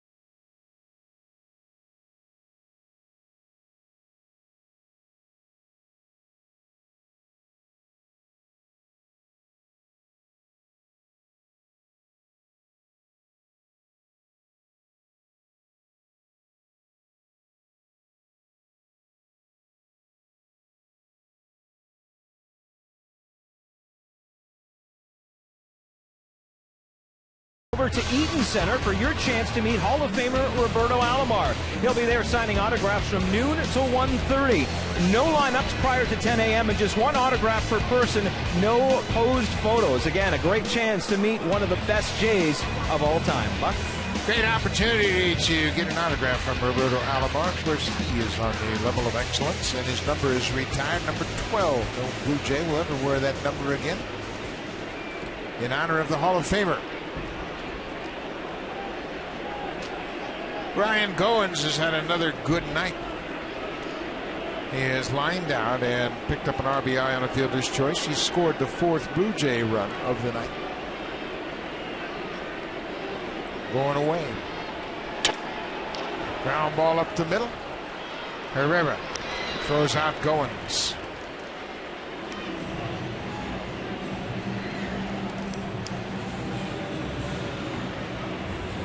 The Mets have had a terrible time on the road this season.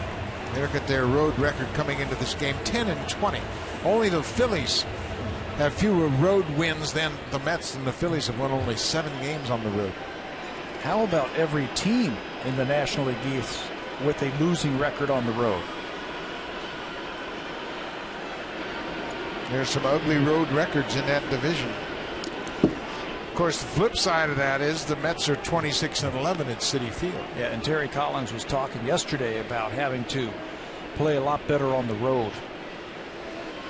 Well, most of the time you hear the old adage, you play 500 on the road and win 2 out of 3 at home, you're going to be in the spot for postseason play. They've got the pitchers, I think the Mets do, to win on the road. That's where it starts. If you want to go out on the road and win, you've got to get great pitching, and they've got that. Can't believe they only have 10 wins this season away from Citi Field. They are in the midst of a long road trip. They'll go from here to Atlanta for 3 and then on to Milwaukee to take on the Brewers before going home to welcome in the Reds and the Cubs.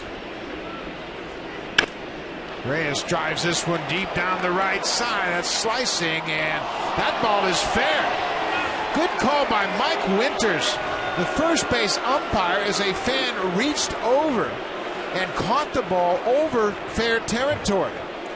And Mike Winters went down the line and had a good beat on it.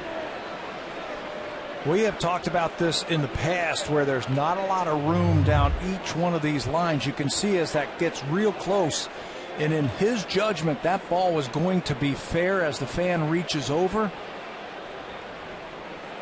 Right down the line as he reaches over and makes the catch, but in his mind he thought that ball was going to be fair. Well, he's a Tiger fan, so he wanted to make sure he reached out there and took one away from a Blue Jay. Well, I think he's going to be taken right out of this ball game. Well, Mike Winters is the crew chief of this crew. He made the call down the first base line. Terry Collins wants to look at it, and of course Winters accommodates. This should be a definitive shot right here. This ball is slicing, heading to the right. The home plate umpire, Mark Wagner, blocked him out just a little bit. That ball is slicing down the line, and right away he called that that ball was going to be fair. For me, to be honest, it looked like it was going to be foul. Just the way that that ball was slicing. He might have caught it in fair territory, but the way that it was slicing looked like it was going to head foul. I'll tell you, if you're Jose Reyes, you deserve this one. He has been robbed of 3 hits already in the last 2 ball games. Yeah, he has hit the ball hard throughout this series and has lined out a few times. But the Mets dugout, of course, very concerned about this call. It looked like it was going to be much further foul than it ended up being. But the call on the field is ground rule double, fan interference. And that's the gentleman right there that reached over the wall and caught the ball. The best angle we had, Mark Wagner, the home plate umpire, came out from home plate and tried to get a look at the ball, and he stepped right in front of the best camera angle we had.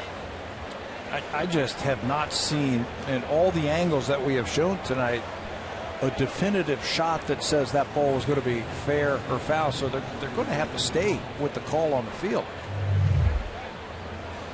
You can see that ball is slicing and slicing, and The fan reaches over again. There's not a lot of room down there.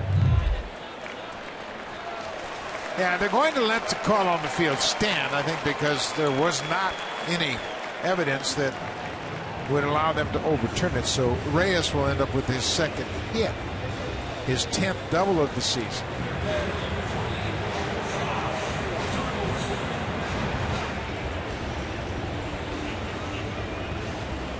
So Reyes is at second with 1 out. Everything breaking the Blue Jays' way tonight.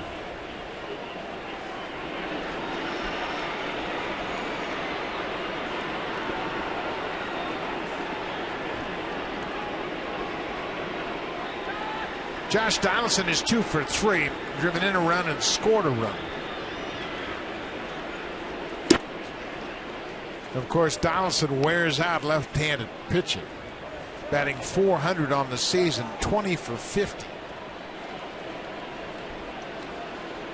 Blue Jays have a lot of guys in that lineup that have been hitting lefties.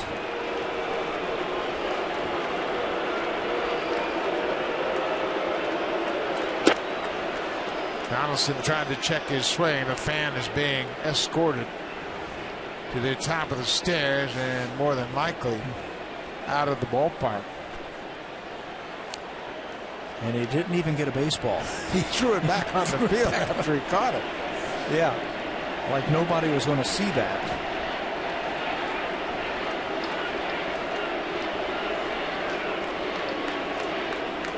One and one to Donaldson. That's going to reach the seats. Donaldson, with that run scored in the fourth, has now scored 55 runs. That's the most in the American League. No Blue Jay, and this is a surprise, no Blue Jay has ever led the league in runs scored. Never. All the great players that they have had, leadoff hitters. And the runs they've scored. And the runs.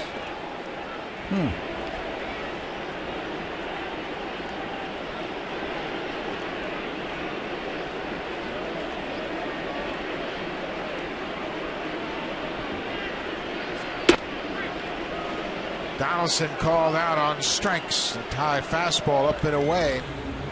Let's check in with Jamie Campbell.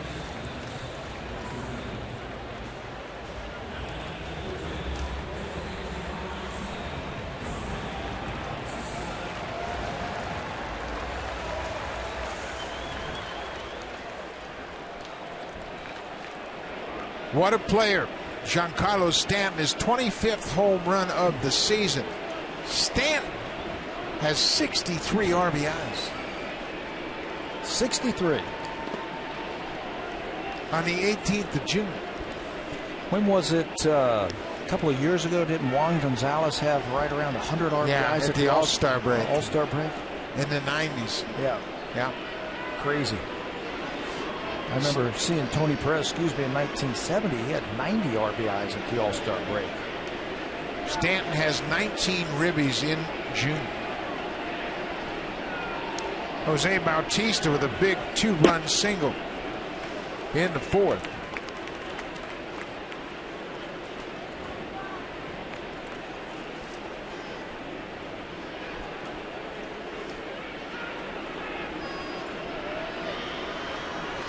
Bautista drove in Reyes and Donaldson to cap off the 5-run inning. A little surprised that they're pitching to him here with first base open. But to Jose's credit, he is laying off those tough pitches. Bautista's had a great start to his month of June as well. And now they're going to put him on, as you suggested. Bautista has scored runs in June. He scored 14 runs. He's tied for first in that department.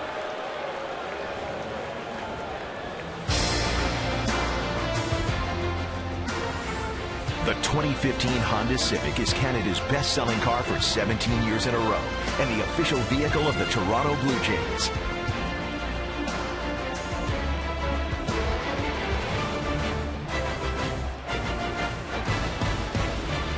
Blue Jays with a 7-0 lead.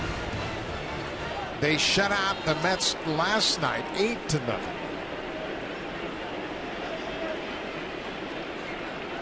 Justin Smoke batting right-handed.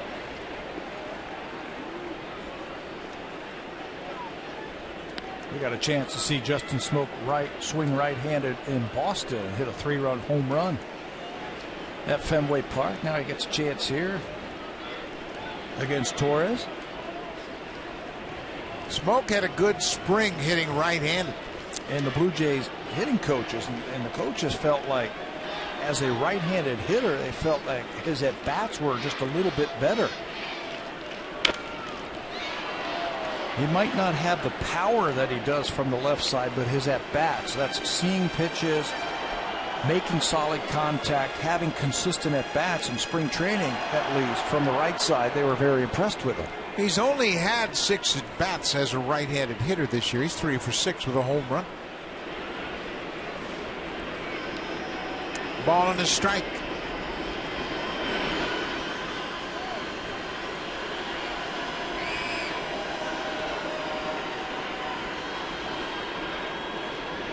Way outside. 2-1. Boy, the Blue Jays and their ability to score runs in bunches has been consistent all year long. Trying to stretch their home winning streak to 8 straight, and they've averaged over 7 runs a game during those 8 games. How about that? Boy, when they smell like a pitcher is in trouble, they really lower the boom. They will not give in to him. They will not swing at pitches outside the strike zone.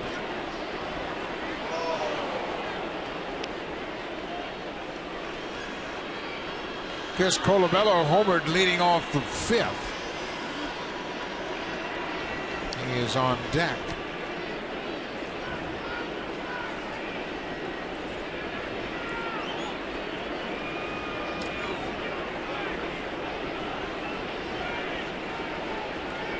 Two balls and 2 strikes, 2 aboard and 2 outs.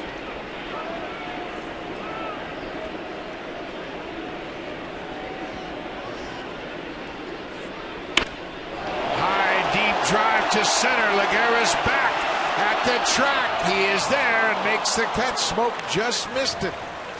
The Blue Jays will leave a pair, but we go to the 7th. The Jays lead at 7-0.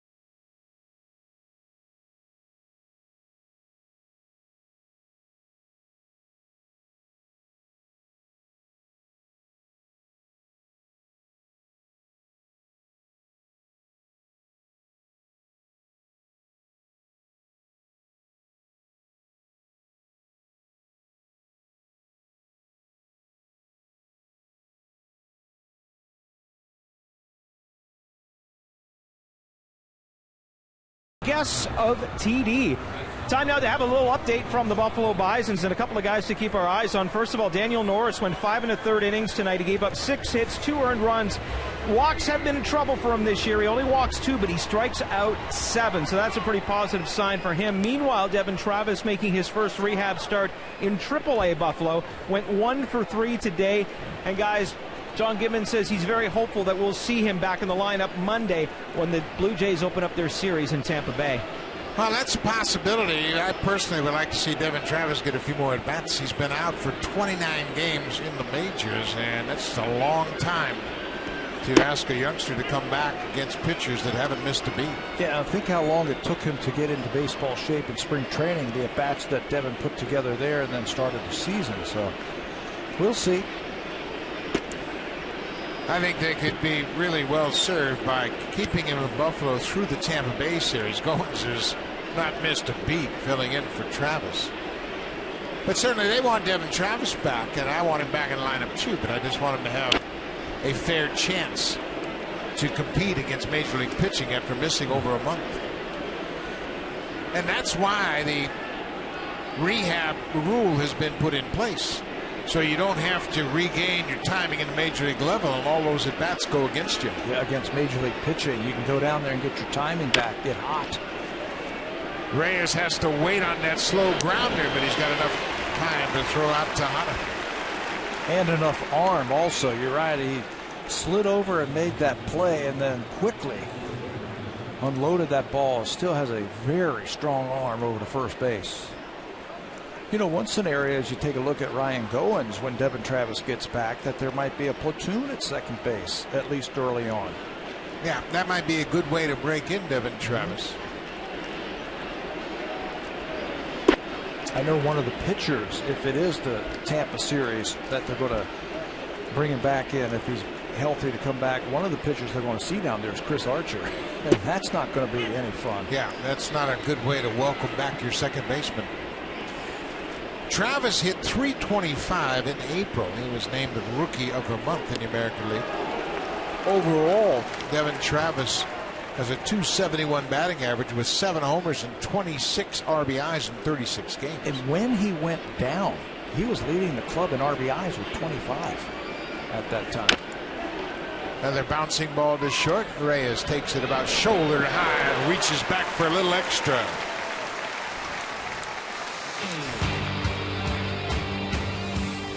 Make your renovation a cut above during the DIY Expert Sale. Only at Home Building Center and Home Hardware Building Center.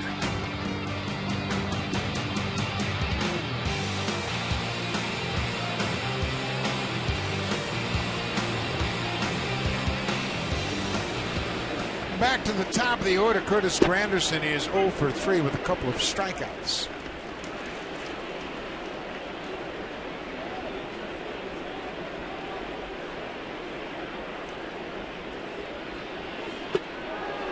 Strike 2. R.A. Dickey threw 47 pitches through 2 innings.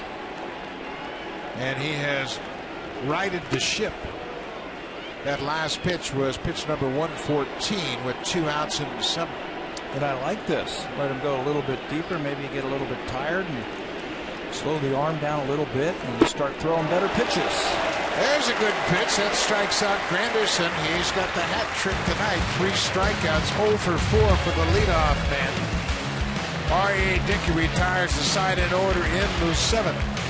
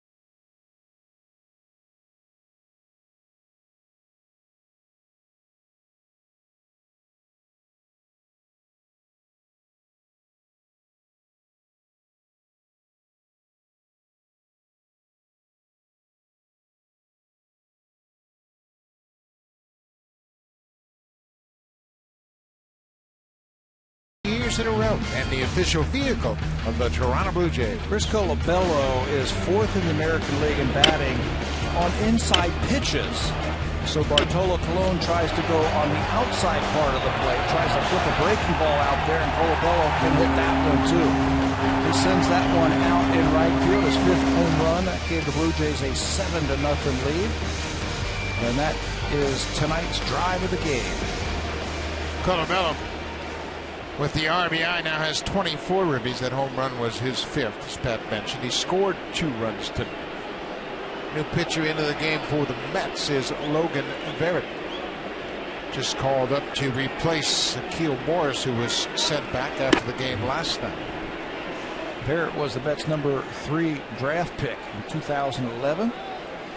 Fastball, he's got the 2-seamer with an impressive sink to it. He'll get a share of ground ball outs. He's a strike thrower, very intelligent. Getting a chance here against the Blue Jays. Interesting trip for Verrett, as he was drafted originally in the 3rd round in 2011, and then the Orioles took him in the Rule 5 draft last offseason. The Orioles had him until April 2nd when the Texas Rangers claimed him off waivers. And he's actually made his major league debut with the Rangers, pitched in 4 games earlier this season with Texas. Then they DFA'd him. How about this? The Mets pick him back up, and here he's back in the big leagues. The slider to Colabello, it's 1-2. Well, right now, if you're another organization and the Mets put a pitcher on waivers, you got to take a look at it, because the Mets are loaded with pitching right now. And you're probably going to get a major league pitcher. You can't say that about other organizations when they DFA. That's putting them off waivers. Good fastball right there at 94. Colabello is called out on strikes.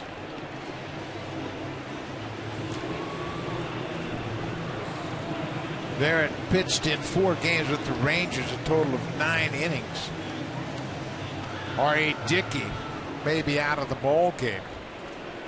What a terrific start for Dickey, going 7 innings and a real rocky beginning to his night. Yeah, but then he found it.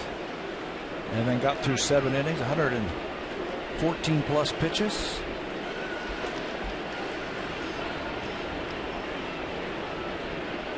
Russell Martin.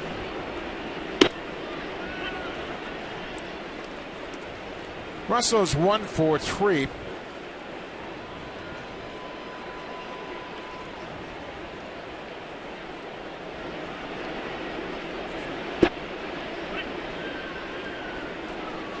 Well, Russell's been seeing that conservative strike zone catching RA, and now he's wondering, well, how come that's a strike?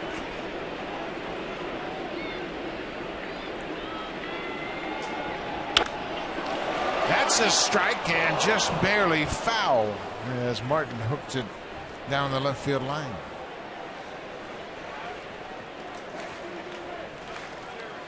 Says, I'll let you know when it's a strike. This ball hooked down the left field line and foul. Tell you what, Blue Jays, they don't give away many at bats, do they? I don't care what the score is, what inning it is, they are out there trying to get base hits. That's off the end of the bat, grounded to short. Russell's thrown out, 2 down. This copyrighted telecast is presented by authority of Rogers Blue Jays Baseball Partnership and may not be reproduced or retransmitted in any form. And the accounts and descriptions of this game may not be disseminated without the express written consent of Rogers Blue Jays Baseball Partnership.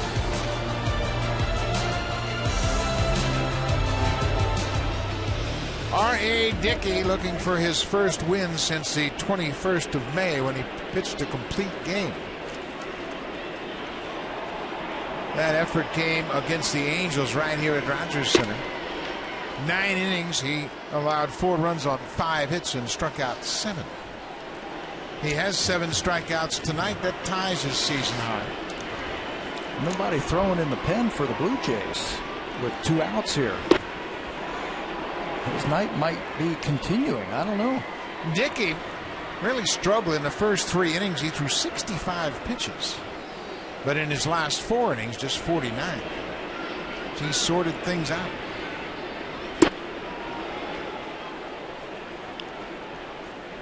RA had a little bit of a conference after the second inning with the home plate umpire, Mark Wagner.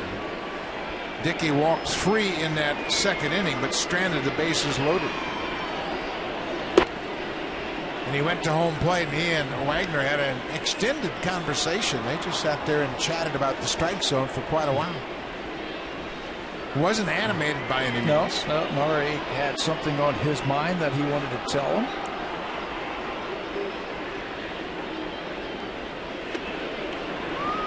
There it strikes out Carrera.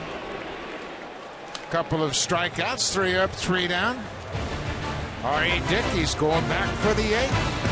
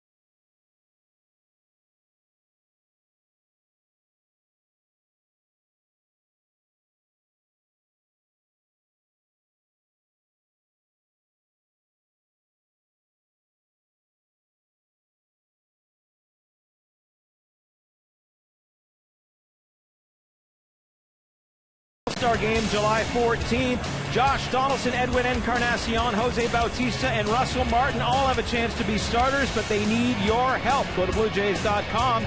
You can vote as many as 35 times per email address. Support the Blue Jays. Go to BlueJays.com and vote in to get your All-Stars at the game in Cincinnati. Buck?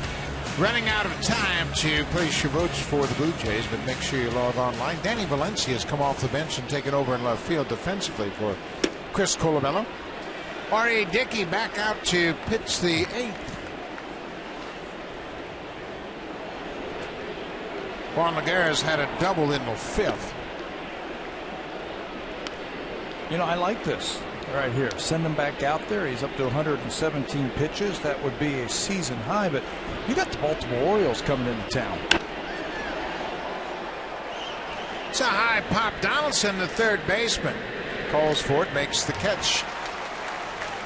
1 out. Let's check in with Jamie Campbell.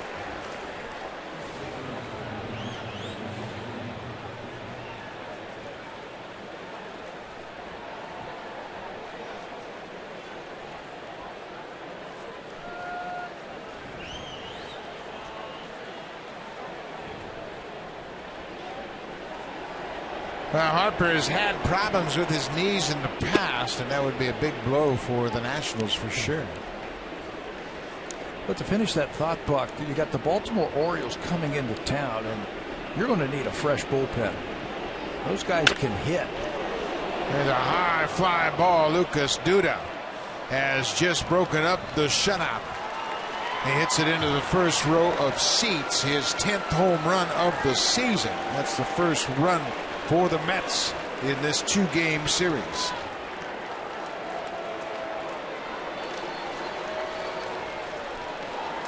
Only the 3rd hit for the Mets, but it's a long one off the bat of Lucas Duda, and that's going to end the night for R.A. Dickey. So Dickey will go 7 1/3. He was terrific. He sorted things out after a rocky start and pitches into the 8th.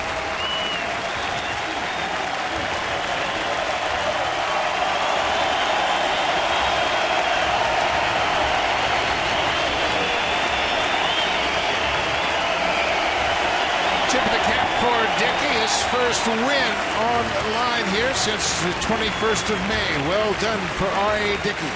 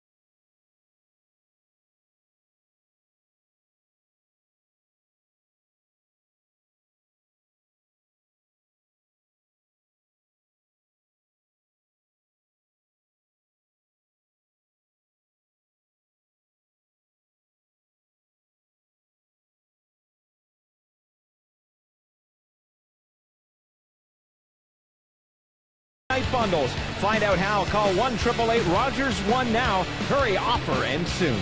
Buck?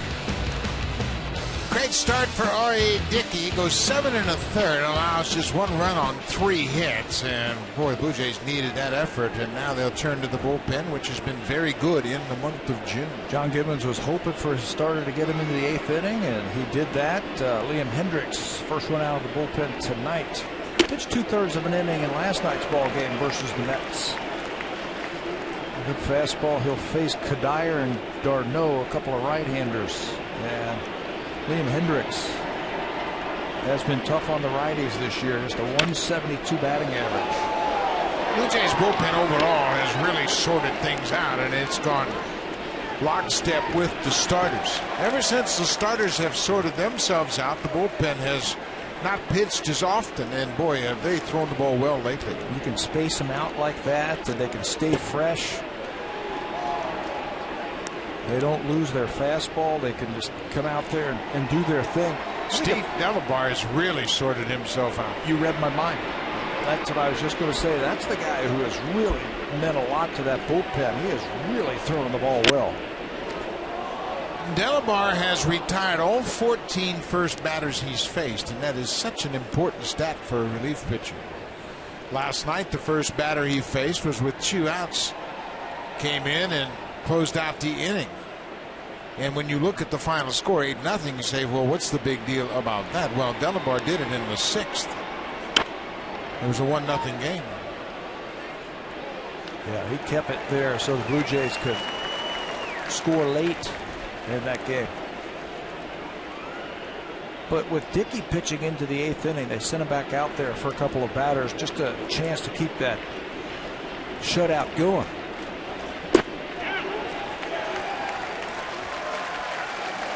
Hendricks strikes out Kadire and was ready to call it quits. He was walking off the field.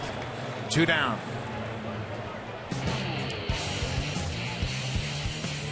The 2015 Honda Civic is Canada's best-selling car for 17 years in a row and the official vehicle of the Toronto Blue Jays.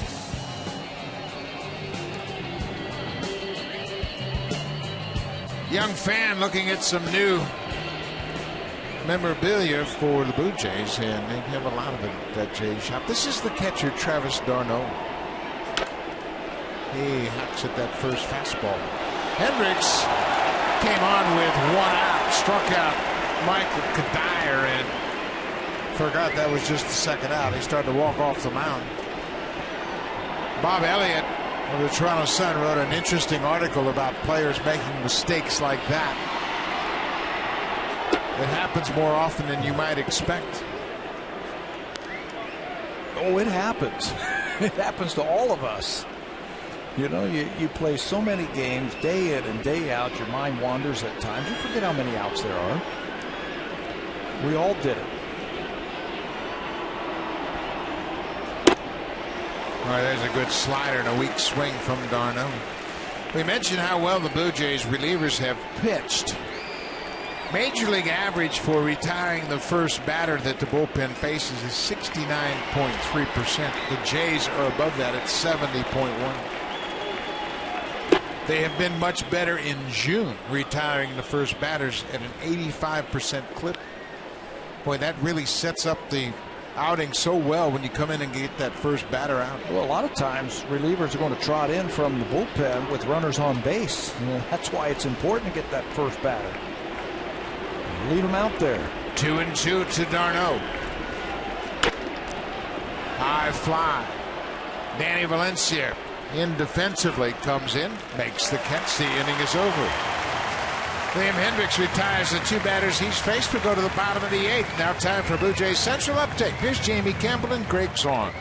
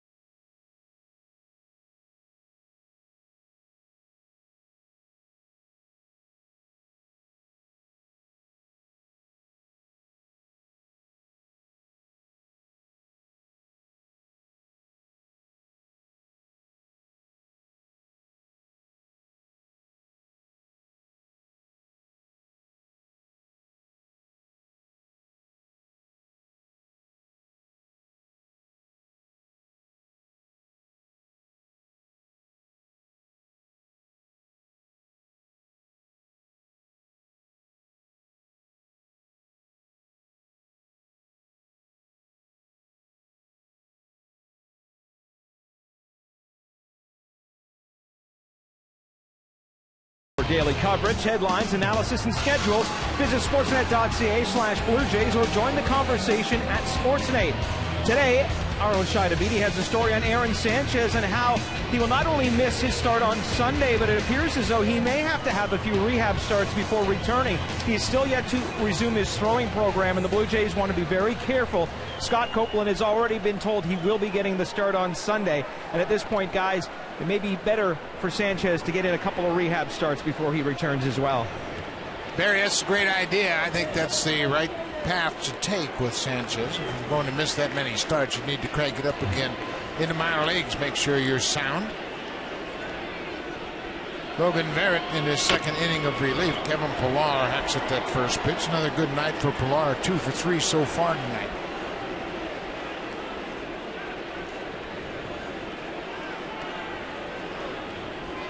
Must be a good feeling for Logan Verrett to be back with the Mets after starting his career in New York. Pop-up over near the Mets dugout and back into the seats. I like your idea of keeping your eye on the pitchers that they send down, that you might be able to get a freebie. Yeah. This guy looks pretty good to me. Yeah, and that's why whenever you see a loaded pitching staff, it was the case with the Angels a few years ago, and now the Cardinals, of course, they always have good pitching. Seattle's another team. If they have extra pitchers, keep your eye on those teams. Good breaking ball, another strikeout for Verrett. That's 3 out of 4 batters he's faced. He has got a nice little sinker. We have seen that where he got the strikeout on Carrera. Now a nice little tight slider. His best pitch is a plus slider. And there it was right there, a little tight thing that struck out Kevin Pillar. Swing and a miss breaking ball for sure. Ryan Goins, the number 9 hitter.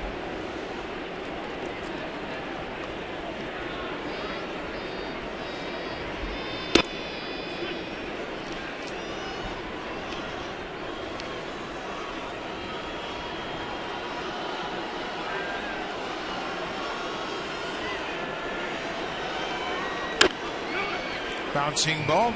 Duda will go to the bag. 2 down.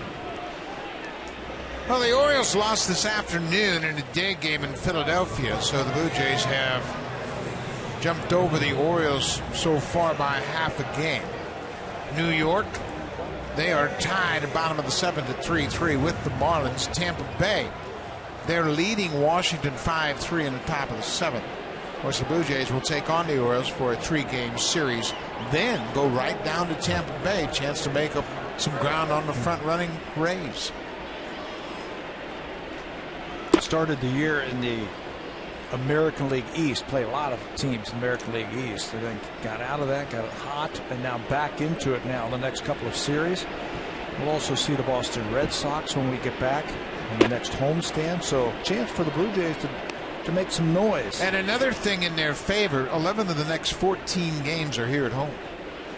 They play that 3-game set down in Tampa, but the other 11 games are all here at Rogers Center, where their record has been impressive. 21-12 at home coming into this game. After the Tampa Bay series, they will not go back on the road before the 3rd of July at Detroit.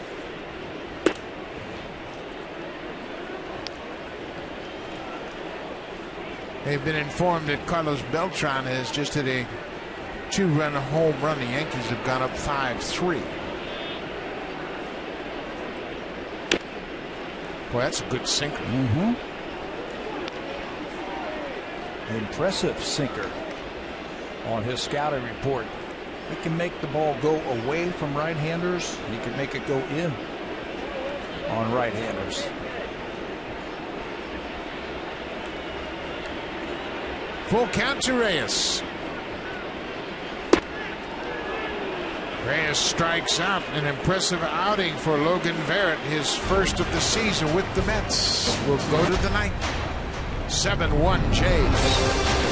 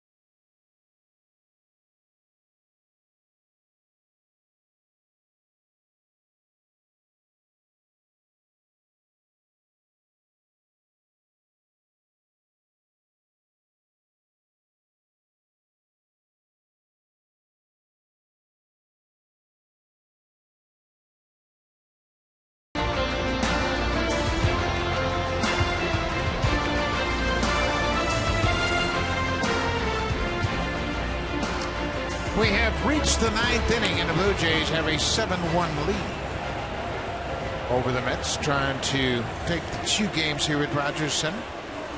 Kevin Pillar started it all off. He had an RBI single in the 2nd. Pillar 2 for 4 tonight. Reyes has had a big night. He's had a couple of hits with a run scored and an RBI. Donaldson 2 hits and an RBI. Bautista had a big 2-run single in the 4th. And capped off a 5-run 4th inning. The Blue Jays have outscored the Mets 15-1 in these 2 games here at Rogers Center. And they continue to dominate teams here at home. And you know what?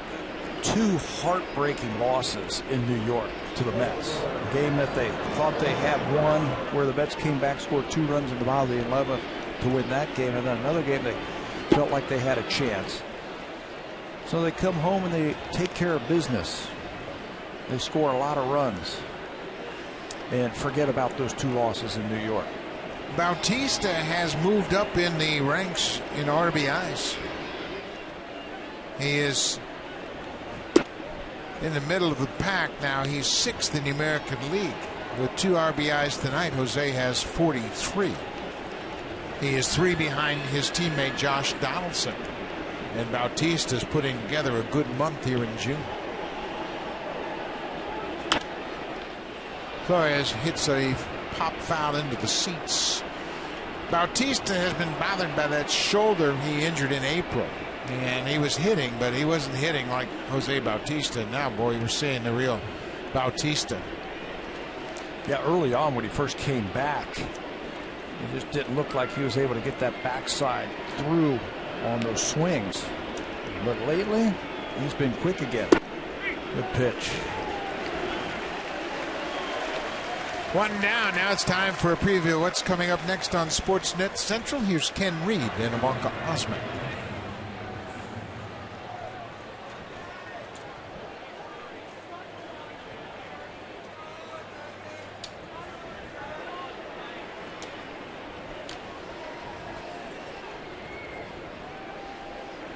Ken, what's wrong with the 7 on a par 4? Well, I guess if you're Tiger Woods, that's a problem. That's not good. We get plenty of those, don't we? Oh, lots of them. All that coming up next on Sportsnet Central. Ken Reed and Ivanka Osmak will break it all down. They're in Chambers Bay, the U.S. Open.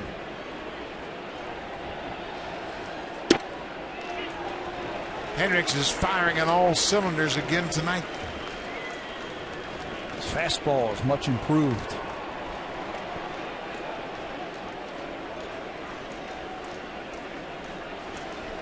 Oh, 0-2. There's a fly ball to left off the end of the bat. Danny Valencia coming in. 2 down. Mets are down to their final out.